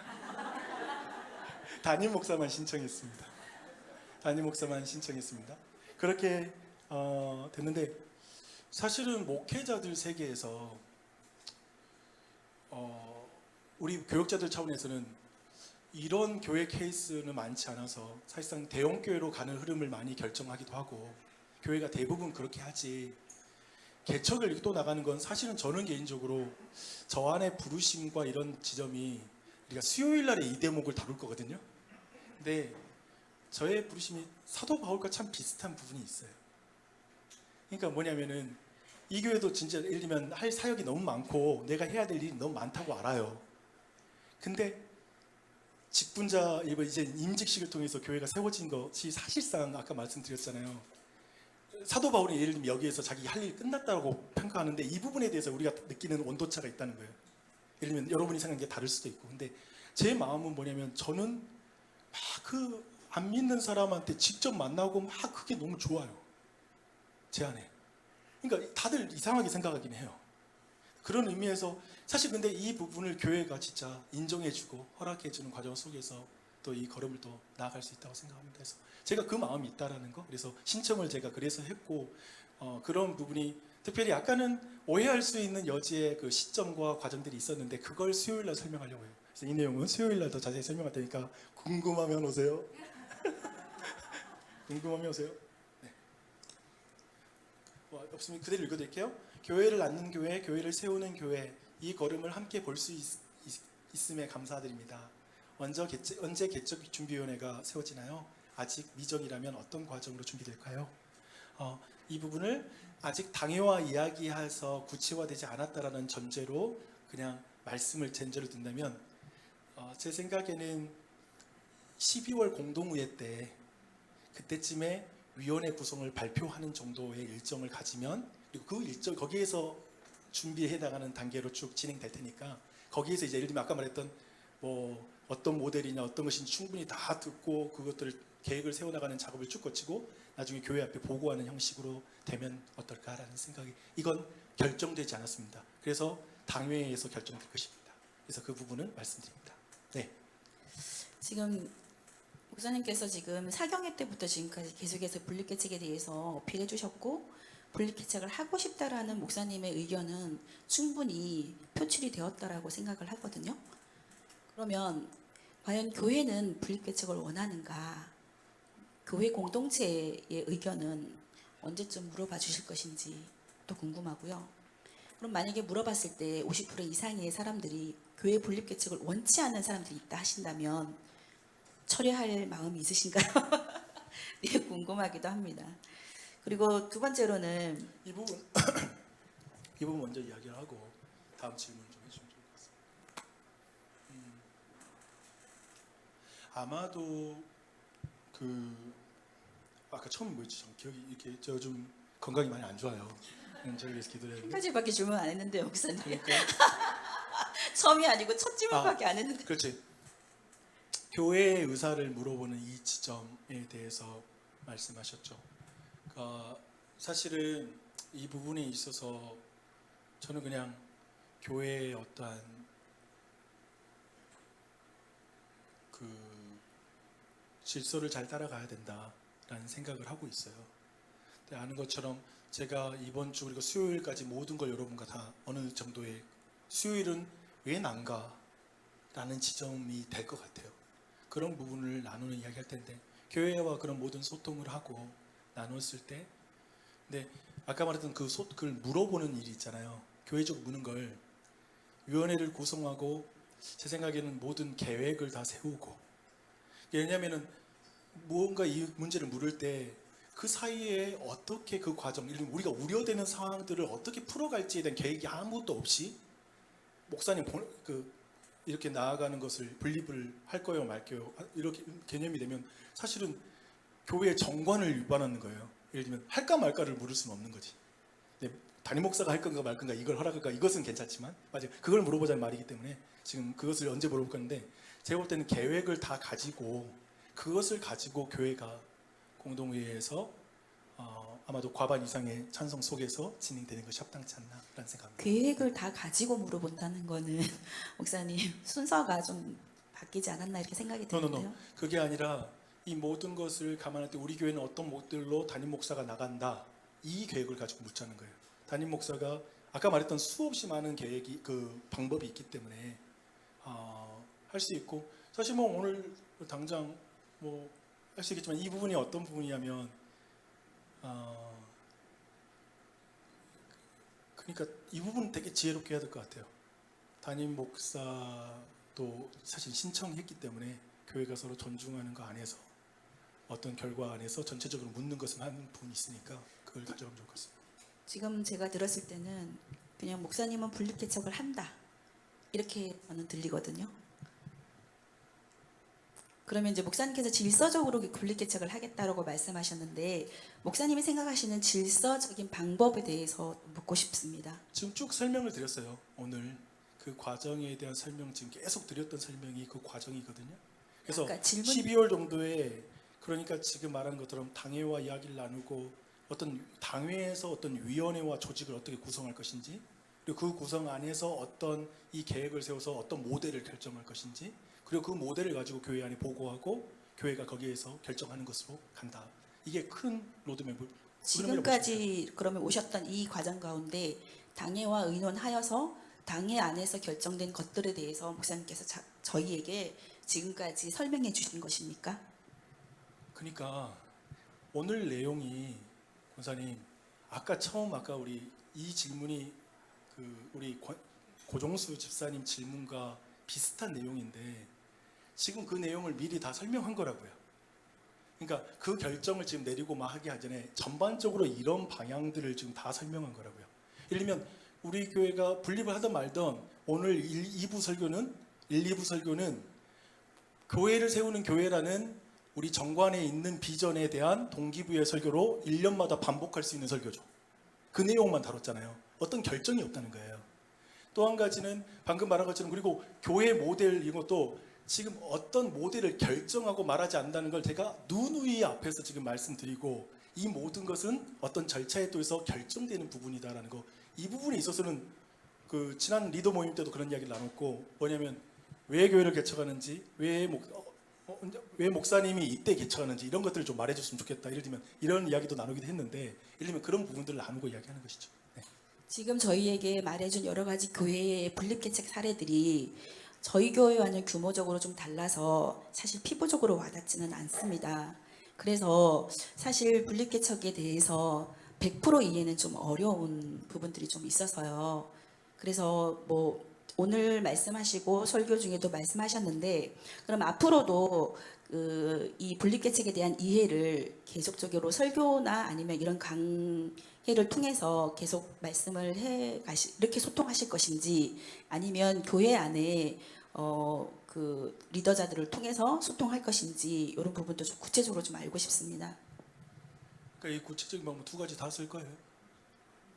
네, 두 가지를 다 쓸 거예요. 계속해서 이렇게 네. 강연 형식과 그것은 예를 들면 두 가지를 다 써나가면서 진행할 건데 제 생각에는 지금 그게 지금 크게 지금 질문 이제 다 하셨으면 왜냐하면 지금 질문을 많이 하셔가지고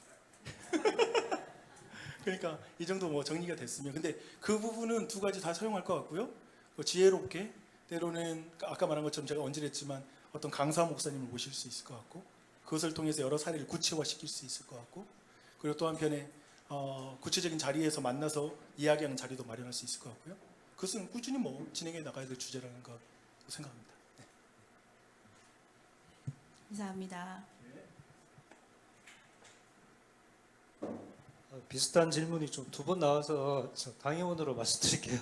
오늘 아침에 말씀과 오늘 특강의 말씀은 목사님께서 당회에 다 얘기한 말씀입니다.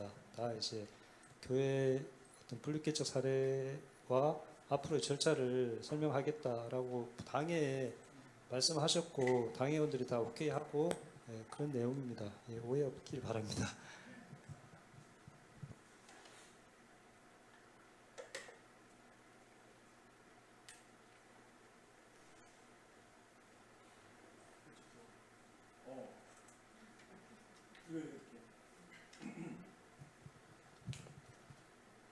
만약 개척해서 나갔는데 모 교회의 지도와 목사님의 생각이 다르면 목사님은 어떻게 하실 건가요? 그렇게 생각이 계속 다르다고 해도 목사님 모 교회의 지도를 따르실 수 있나요? 이 개척 이유까지 물어보시네요. 근데 아까 말한 것처럼 제가 보는 예를 들면 내가 개척을 우리 교회 부목사님 보냈다고 생각해 보세요. 아까 제가 말한 것처럼 저는 기본적으로는 독립된 교회를 개척한다라는 원칙 속에 그냥 어느 정도 네트워크 교회를 할 거냐 형제 교회를 할 거냐 이런 관계 정도인 것 같아요. 근데 그런데 한 가지 독립된 교회라는 그것 안에 있는 핵심적인 법적인 한 가지의 그 용어는 뭐냐면 그 교회가 공동회를 통해서 혹은 그 당회를 통해서 이제 우리는 그냥 독립된 교회가 됩시다. 더 이상 교회랑 연결되지 하지 말게요라고 거기서 결정을 하게 되면 그걸 존중해야 된다는 거예요. 이해되시죠? 내가 아닌데라고 막 이렇게 잡고 막 그렇게 할 수 있는 건 사실상 독립된 교회라는 거 안에는 그런 어떤 것. 그러니까 어느 정도 우리는 막 계속 막 저도 예를 들면 개척을 시켰다면 계속 어떻게든지 막 이렇게 영향력을 발휘하려고 하는 쪽으로 불필요한 영향력까지 발휘하는 쪽으로 들어가는 건 지나친 것 같아요. 그러니까 독립된 교회라는 말은 그런 의미에서 그 부분의 존중이 기본적으로 있는 거예요. 그러니까 그 교회의 결정. 그러니까 이게 사실은 장로교회 정치에서 노예 이런 데 있잖아요. 사실 노예의 관계가 네트워크 교회 정도의 수준이거든요. 어떤 의미에서는 그렇거든요. 근데 그런 의미에서는 노예에서도 예를 들면 당회의 어떤 한 개교회의 당회의 이런 결정들을 무시할 수 없어요. 존중하고 수평적이에요. 사실은 굉장히 중요한 위치. 그래서 그런 지점은 그런 관계가 되지 않을까라는 생각이 듭니다. 네. 하나만 더. 저는 새가족 교회 때부터 우리 교회는 분립을 지향하고 있고 실행할 것이다라는 설명을 듣고 되게 눈이 안 좋아서 그래요. 글씨가 예쁜데 네, 설명을 듣고 되게 건강한 교회라는 생각하고 공동체 안에 들어왔습니다.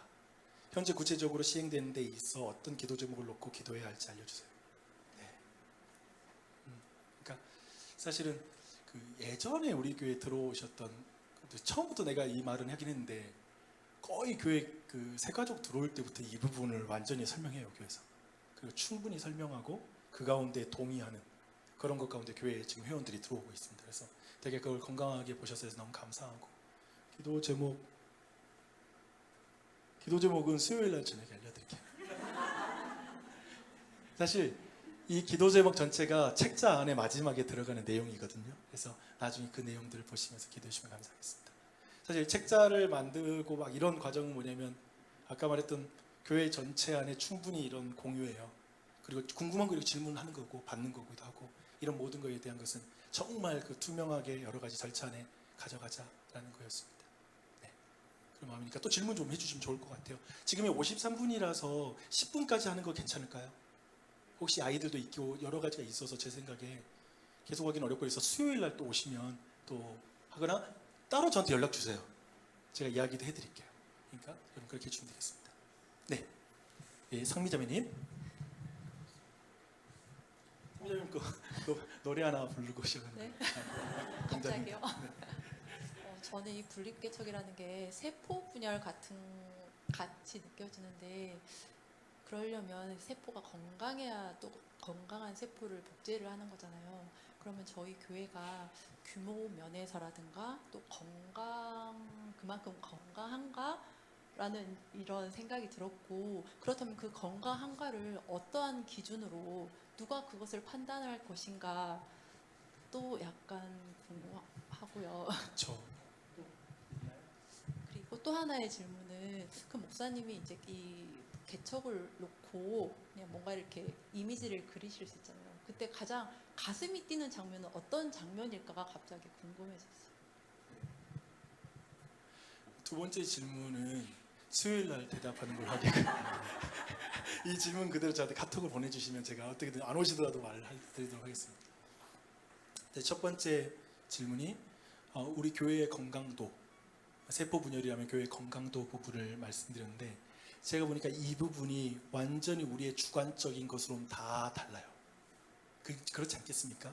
완전히 다른데 그런 의미에서 아까 말했던 교회의 대표성을 갖는 결국 장로교회에서는 그런 의미에서 직분자 혹은 그 직분에서 만든 어떤 우리 교회 전체가 이제 인정하는 기관, 조직, 어떤 위원회 혹은 그런 조직에서 결국 그런 모든 데에서 그 건강도에 따라서 시간과 많은 게 조정이 되잖아요.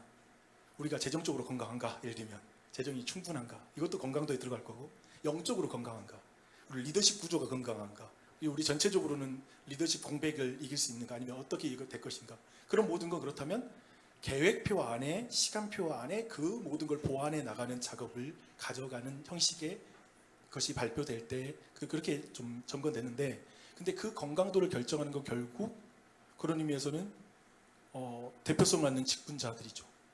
그리고 특별히 이제 당회가 있는 것이고. 그런데 예를 들면 이 부분에서 제가 볼 때 사도 바울의 사역에 대해서 거기에 대해서 그 교회의 사람들은 어려웠을 거라는 거예요. 예를 들면 한 달 있다가 떠나버릴 때, 3개월 있다가 막 떠날 때 어떻게 우리 이렇게 세워놓고 이렇게 떠날 수 있냐라는 말이 나왔을 거라는 거예요. 생각해보면 3개월 동안 뭐가 만들어졌을까 그 교회가 싶다면, 근데 사도 바울은 놀랍게도 그런데 나 할 일 다 했어 라고 말해버리는 거예요. 근데 물론 그 말 안 했겠지, 직접적으로. 섭섭하니까 힘들고. 근데 예를 들면 그것은 너무 다르잖아요. 지금 그 안에 있는 사람 이제 3개월도 안 됐고 몇 주밖에 보고 만들었는데 이제 사도 바울이 떠나버려.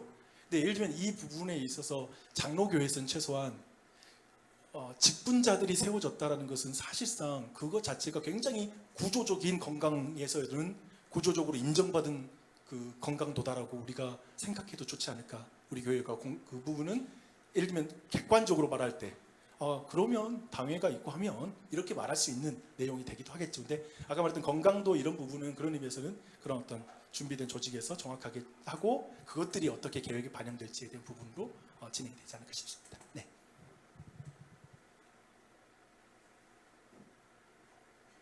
네, 우리 아름다우신 개척을 이게 목사님께 드리는 질문은 아니고요. 사모님께 개척을 다시 한다는 건 목회자의 사모로서 굉장히 어려운 일일 것 같거든요. 그것을 진짜 전적으로 동의하시는지 어쩔 수 없어서 관심. 그게 너무 걱정스러운 마음도 들고 그렇습니다. 네. 이것을 수요일 날에 내가 이야기할 예정인데 진짜 수요일 날 이야기할 예정인데 처음에 내가 교회를 개척할 때 제가 불이 탄 거야. 근데 아내한테 개척하자고 그러니까 자기는 개척하기 싫다고 그러는 거예요. 얼마나 제가 열정이 많은 사람입니까? 그래가지고 우선 마크 데버의 건강한 교회의 9가지 마크라는 게 있는데 특징, 9가지 특징이라는 책이 있는데 그 책 읽어보고 이 책 보고 감동하면 교회 개척하라는 뜻이라고 생각하고 이런 교회를 개척하고 싶은 거니까 그런 마음이라고 하자라고 했는데 아내가 아무튼 그 읽은 과정에서 8월 24일 날 우리 은유리를 출산하려고 그 대기실에 들어갔는데 거기에 아내가 누워 있는데 통증 느끼는데 제가 나주혁신 도시를 이렇게 딱 펴고 여기가 우리가 교회를 개척할 것이다 라고 말을 했는데 아내가 그 순간에 이런 생각이 들었대요. 아, 교회 개척은 이미 결정된 것이었구나.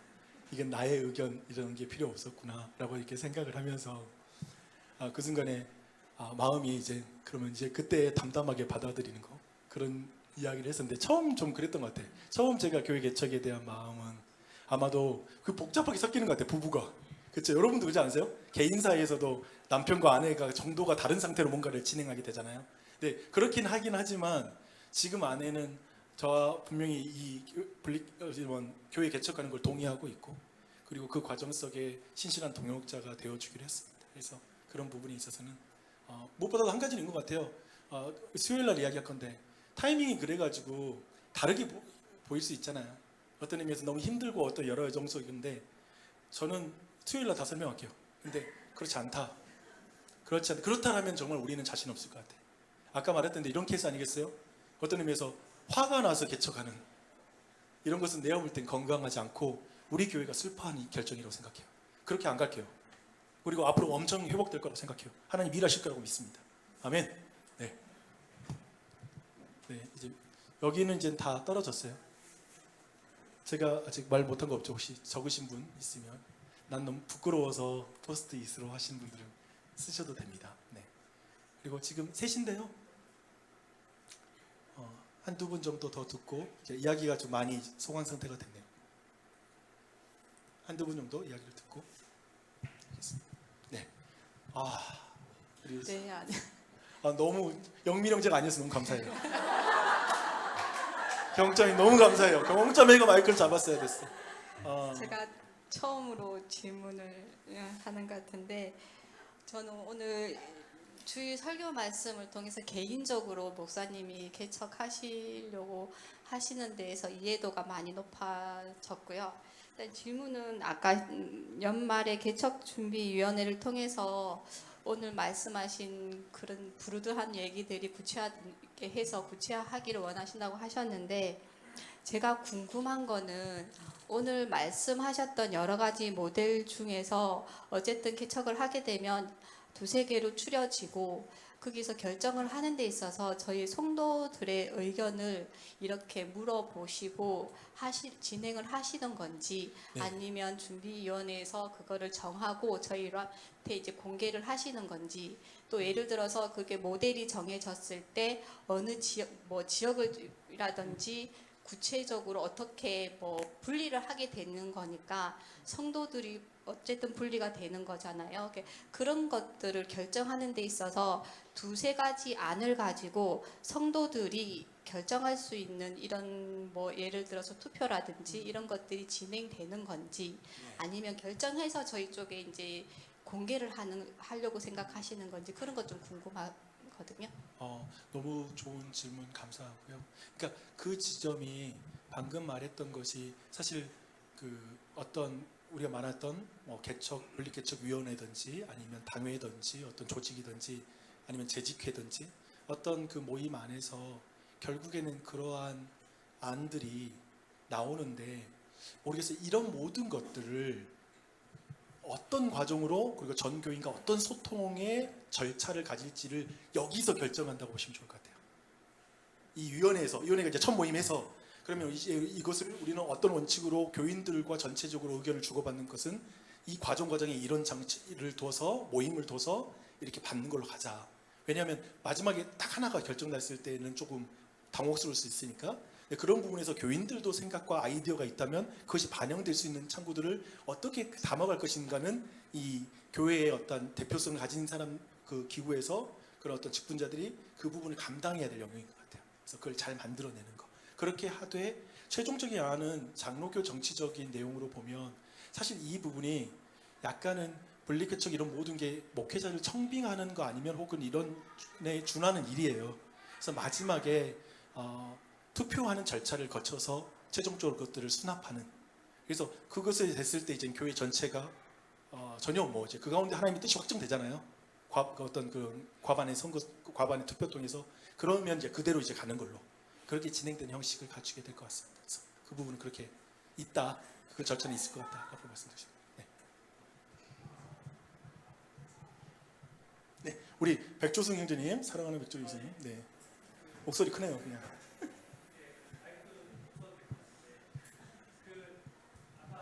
준비한다고 하셨는데 혹시 위원회에 포함 어떻게 위원회가 구성되는지에 대해서 이제 말씀을 안 해주셔가지고 뭐 직분자 안에서 직분자들이 다 하는 건지 아니면은 직분자 안에서 몇 명만 하는 건지 아니면은 일반 성도들까지 그 중에 이제 포함이 될 수 있는 건지 뭐 신청을 뭐 해서 하는 건지 이런 거에 대해서 좀 궁금합니다. 네, 신청을 해서 하는 형태는 안 될 것 같고요. 그 형태는 안 될 것 같고 그 다음에 모든 것에 대해서는 결국 당회의 이야기들 그리고 당회가 당회에서 이야기 나눠서 그 구성을 어떻게 할지를 논의하고 또 재직회 이야기 나누고 하는 과정 속에서 그것이 구성될 것 같습니다. 그래서 교인들이 어떤 사람을 포함시키자 형태로 갈지 아니면 어떻게 구성이 될지 숫자의 구성도. 근데 지난번에 한번 그냥 당회원에게 한 명에게 들었던 내용들은 그냥 그런 거였어요. 어차피 지금 대표성을 가진 것은 직분자들이잖아요. 그것은 분명히 있잖아요. 그래서 그 직분자들 안에서 해도 되지 않을까요? 이런 의견을 제가 들었습니다. 근데 그 부분은 당회 전체가 나눈 이야기가 아니라서 그런 이야기들을 예를 들면 나누고 여러분 앞에 그 부분을 전체 먼저 공지하고 여러분에게 그렇게 진행되는 절차를 갖추게 될 것 같습니다. 네.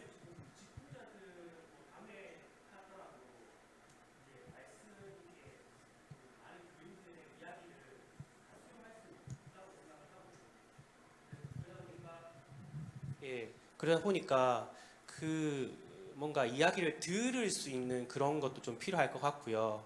그 다음에 만약에 그 구성 자체가 솔직히 뭐 특정한 사람들이 이렇게 뭐 이렇게 같은 마음인 사람끼리 으쌰으쌰 해가지고 뭐 하면은 만약에 그렇게 됐을 경우에 그러니까 안 그렇겠지만 만약이라도 되면은 한쪽 방향으로 이렇게 이제 못 듣는 이야기가 있고 한쪽으로 이렇게 쏠릴 수 있지 않을까라는 걱정 때문에 예.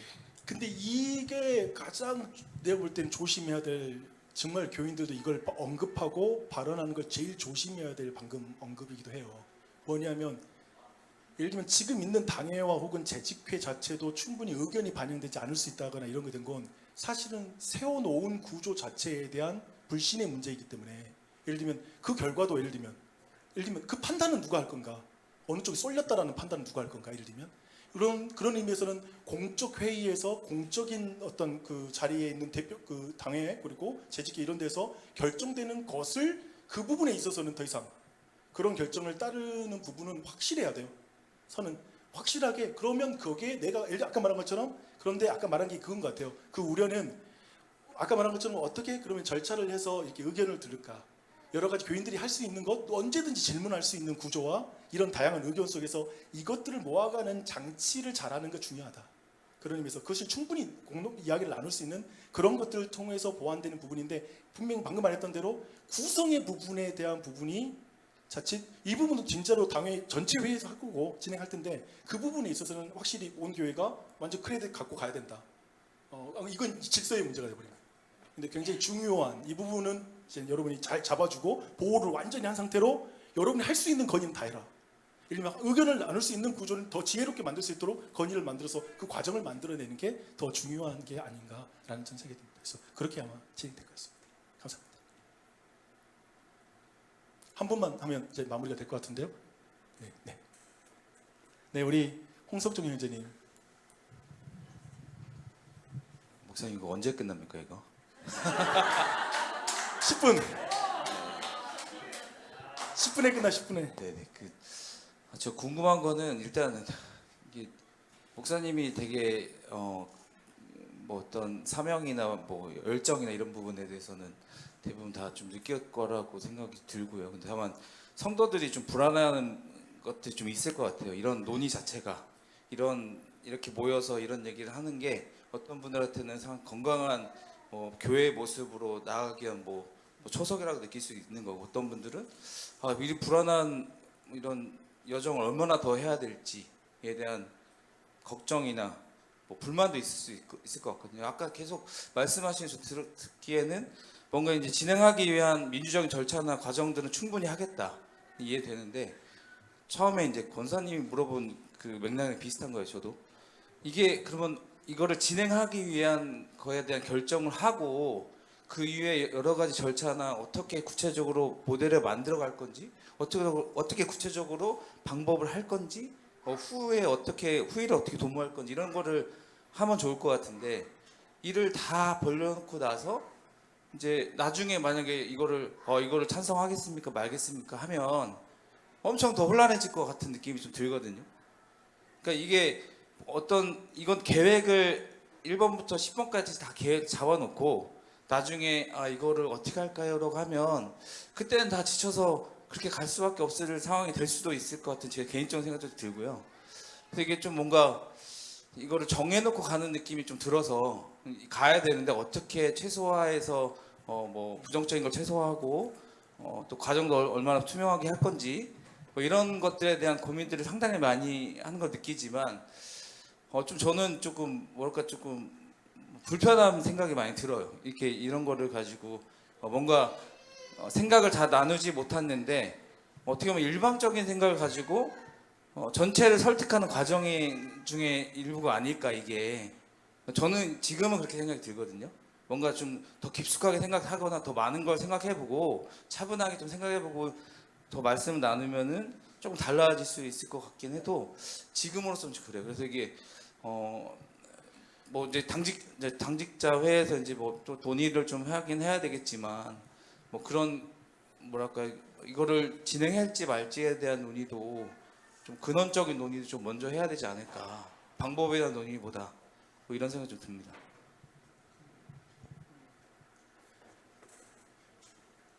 한 가지는 말하고 싶은 건 뭐냐면, 이런 논의가 우선은 불편함으로만 남지는 않았으면 좋겠다.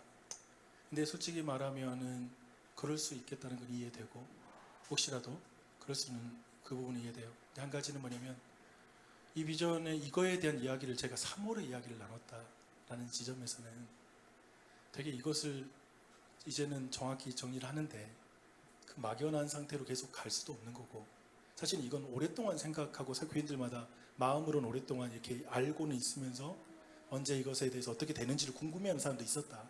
교인들한테 어떻게 진행된지를 물어보는 사람들도 있었다라는 것들을 말씀드리고 싶고, 그래서 그런 부분이 진행되는데 방금 말했던 그 절차에서 먼저 결정하고 가는 지점에 대한 부분이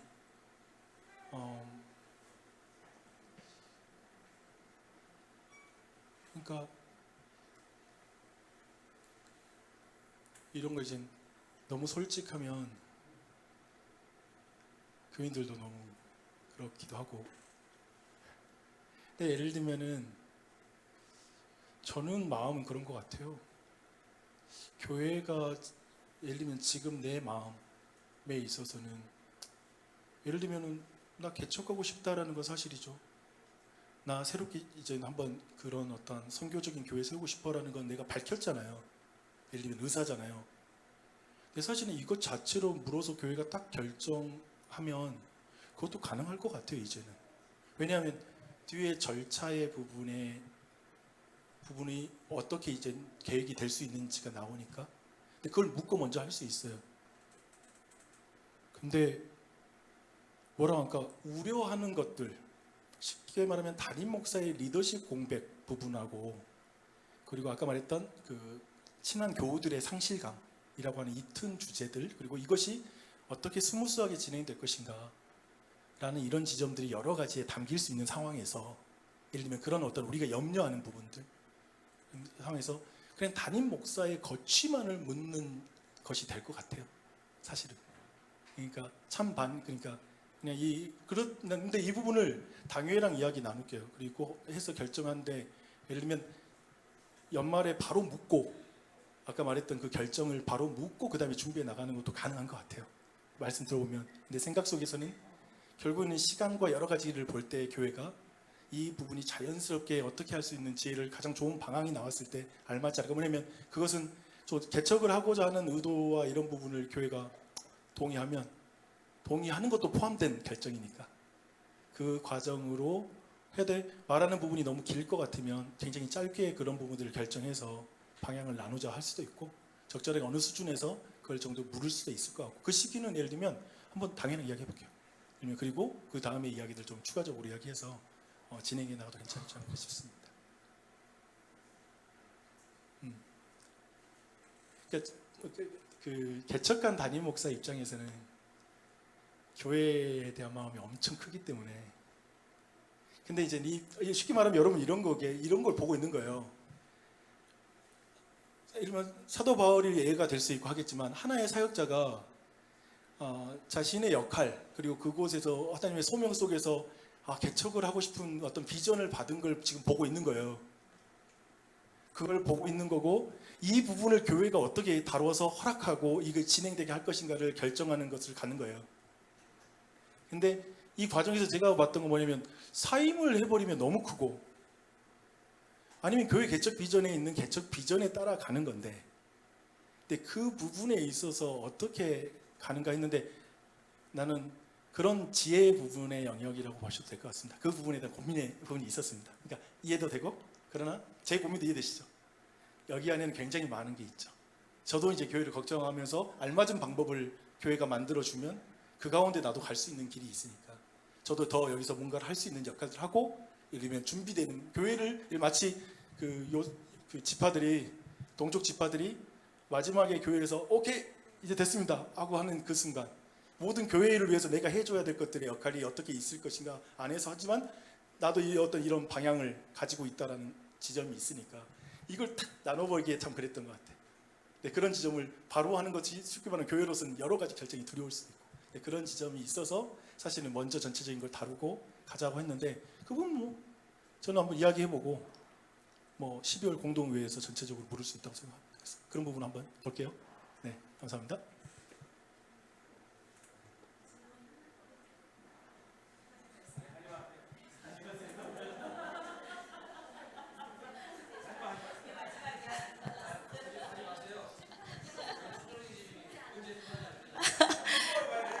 제가 목사님에게 좀 부탁드리고 싶은 말씀이 있어서 한마디만 하고 마치겠습니다. 질문은 아니고요. 저희 교회 성도님, 제가 아까 마지막에 질문 드렸던 게 전체적으로 계속 이런 식으로 가실 건지에 대한 물음을 제가 왜 드렸냐면 사실은 우리 교회 우리 성도님들이 오신 날짜도 다 다르시고 믿음의 수준도 다 다르신데 계속적으로 이것을 계속 공론화할 경우에 이거를 수용할 수 있는 성도님들이 사실 100%가 아니거든요. 지금 여기에 모이신 분들 이외의 분들은 받아들이시기가 참 힘드신 상황이고 저에게 직접적으로도 너무 불안하다 그리고 너무 평안하지가 않다 이렇게 말씀해 주시는 우리 성도님들이 좀 있으셔서 제가 리더자로서 그 말을 듣는 것이 몹시 불편합니다. 그래서 목사님께 좀 부탁드리고 싶은 것은 당회와 재직들과 구체적인 논의를 좀 같이 해주시고 우리 공동체에는 의견을 물어주는 과정으로 가면 어떻겠나 부탁을 좀 드리고 싶습니다. 왜냐하면 이게 불안감을 조성하거든요. 사실은 많이. 근데 그 부분에 이해되는데 근데 나는 방금 말했던 절차 이런 관련해서는 이해되고요. 무슨 말씀인지 그대로 좀 잘 가면 좋을 것 같고요. 근데 이 지점은 교인들 전체한테 좀 꼭 말하고 싶었던 게 이 부분과 상관없이 생각이 나서 근데 결국에는 모든 사안에 대해서 교회 모두가 막 이렇게 뭔가 불안감이라는 말로 교회 모든 것들의 결정과 과정들을 보기 시작하면 사실 너무 어려워지는 것 같아요. 그러니까 듣는 사람도 힘들어지고 또 한편에 진행해 나갈 때도 마찬가지인데 우리 안에 지금 그런 의미에서 오늘 메시지도 그렇고 모든 것에 우리가 교회가 가지고 있는 기본적으로 이 자리에 계신 분들이 그리고 교회에 이제까지 오랫동안 함께 했던 분들이 가져야 될 마음은 뭐냐면 예를 들면 어디 사회들 간들 어떤 그 내부적인 불안함 뭔가 있을 때에도 결국 뭔가를 시도할 때 여러 불안함 속에서 그러나 중추가 되는 사람들 안에서는 분명하게 이거 성경적이지는 않지 뭐냐면 성경이 위배되는 것도 아니고 성경의 말씀을 따라가지 그리고 우리가 이 비전이 지금 굉장히 재정 문제라든지 목회자의 스캔들 부분도 아니지. 이 부분은 지금 우리가 하는 거 생각하면 이 안건 자체는 정말 좋은 뭐 어떤 그 하나님 기뻐하시는 안건인데, 그리고 우리 교회는 이것을 질서를 따라서 온 교회 앞에 말하고 질서적인 거 다 지키고 가고 있지. 예를 들면 이런 모든 부분들에 대해서 우리가 확실한 크레딧과 믿음을 가지고 그런 불안함들에 대해서 정확하게 감정 정리를 해주는 게 나는 교회의 역할인 것 같아요. 그러니까 이제 오신 분들이 감정적으로 어렵다는 건 이해되는데, 막연하고 그리고 이것에 대해서 신앙이 없기 때문에 막 아까 말한 것처럼 교회를 개척하면 우리가 마이너스가 되는 것 같은 느낌이 드는데, 아니 성경 보면 그렇지 않아. 주는 자가 복되다고 했어. 예를 들면 이런 말로 그 마음을 다독이면서 정확하게 하나님의 뜻을 가도록 그 더 성숙한 믿음의 사람들이 이런 이제 막 오신 분들을 이야기하고 설명해주며 끌어가는 교회가 돼야지. 예를 들면 이들이 불편하니 모든 걸 하지 못하거나 이들이 불편하니 아무것도 이렇게 뭔가 진행이 되면 도리어 모호해져 버린 거예요. 그러니까 더 나도 그러니까 이끌지를 못해 버려요, 교회가. 그러니까 나갈 수가 없어요. 앞으로 나갈 한 걸음도 못 뛰는 거예요. 그러니까 뭐냐면 이 사람 시험 들 것 같은데요. 이 막연한 말이 굉장한 저한테는 그 뭔가 힘겨움이더라고요, 목회를 할 때. 근데 이해는 되는데, 근데 그걸 어떻게 해결할지를 제시해 주면 좋을 것 같은데. 근데 그 부분 이렇게 해주면 좋아질 것 같아요라고 제시를 해주면 되는데, 그러니 마치 약간 애매하게 가지도 말자 이런 뭔가 막연함은 도리어 내가 볼 땐 공동체에서 우리 모두가 사실은 주의해야 된다. 도리어 약간 이 부분, 예를 들면 제가 말했잖아요. 지금 우리가 하고 있는 게 사실 누군가는 정말 아름답게 볼 수도 있어요. 이해되죠? 네, 아름답게 보입니다. 그럴 수 있다. 근데 뭐냐면 진짜 그 사안이다. 우리가 지금 이거 말하는 게 사실 우리가 너무 사랑하고 아끼는 마음에서 걱정되는 마음이 표현되고 있을 뿐, 그런데 지금 담임 목사도 정말 교회의 질서 안에서 여러 가지로 그것을 같이 나눠가고 있다는 마음이 저도 있고, 당사자도 예를 들면 개척의 마음이 있는 사람도 있고, 교회의 지금 회의도 전체적으로 그런 것들이 있기 때문에 이걸 우리가 믿고 가자.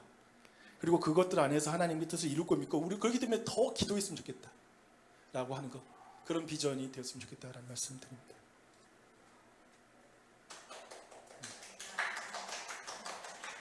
그냥 이거 읽고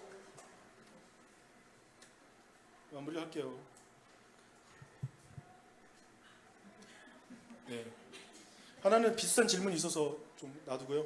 질문은 아니지만 교회에 10년 넘게 출석하며 처음부터 목사님께서 이야기하셨던 가플리진 교회에서 배웠던 교회를 낳는 교회, 교회를 세우는 교회, 이 부분이 너무 인상 깊고 좋았습니다. 개척을 하셨을 때부터 이야기해 주셨던 분립에 대해 오늘 주일 설교 말씀과 오후 특강을 통해 성도들 한 명 한 명에게 눈맞춤하며 분명하게 분립에 대해서 설명해 주시고 친절히 알려주셔서 너무 감사했어요. 교회를 세우는 교회에 동참하며 함께 할 수 있어서 감사합니다. 함께 기도할게요.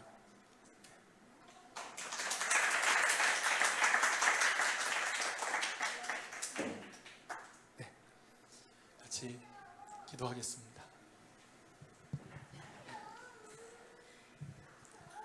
하나님 아버지, 너무나 감사합니다. 하나님은 나주혁신 장로교회의 주인입니다. 하나님은 왕이십니다. 하나님이 이 교회를 세우셨고 우리를 모으셨고 여기까지 오게 하셨습니다.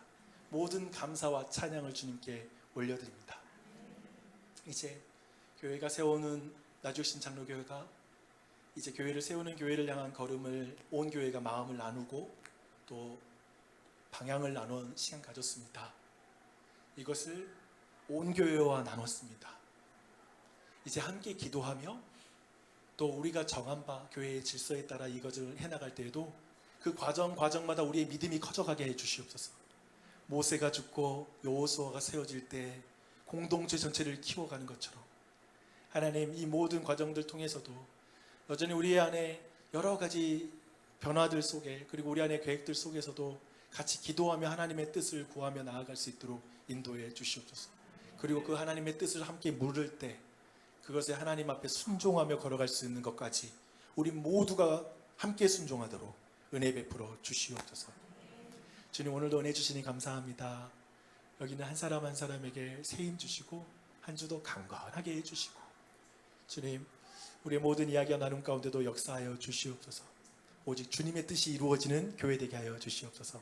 한 주도 우리 교우들 강건하게 해주시고 모든 삶을 보호해 주시고 자녀들도 지켜주시고 강건하게 해주시옵소서. 하나님 튼튼하게 지켜주십시오. 악에 들지 않도록, 시험에 들지 않도록 보호해 주십시오. 감사드리며 예수님의 이름 받들어 기도합니다. 아멘.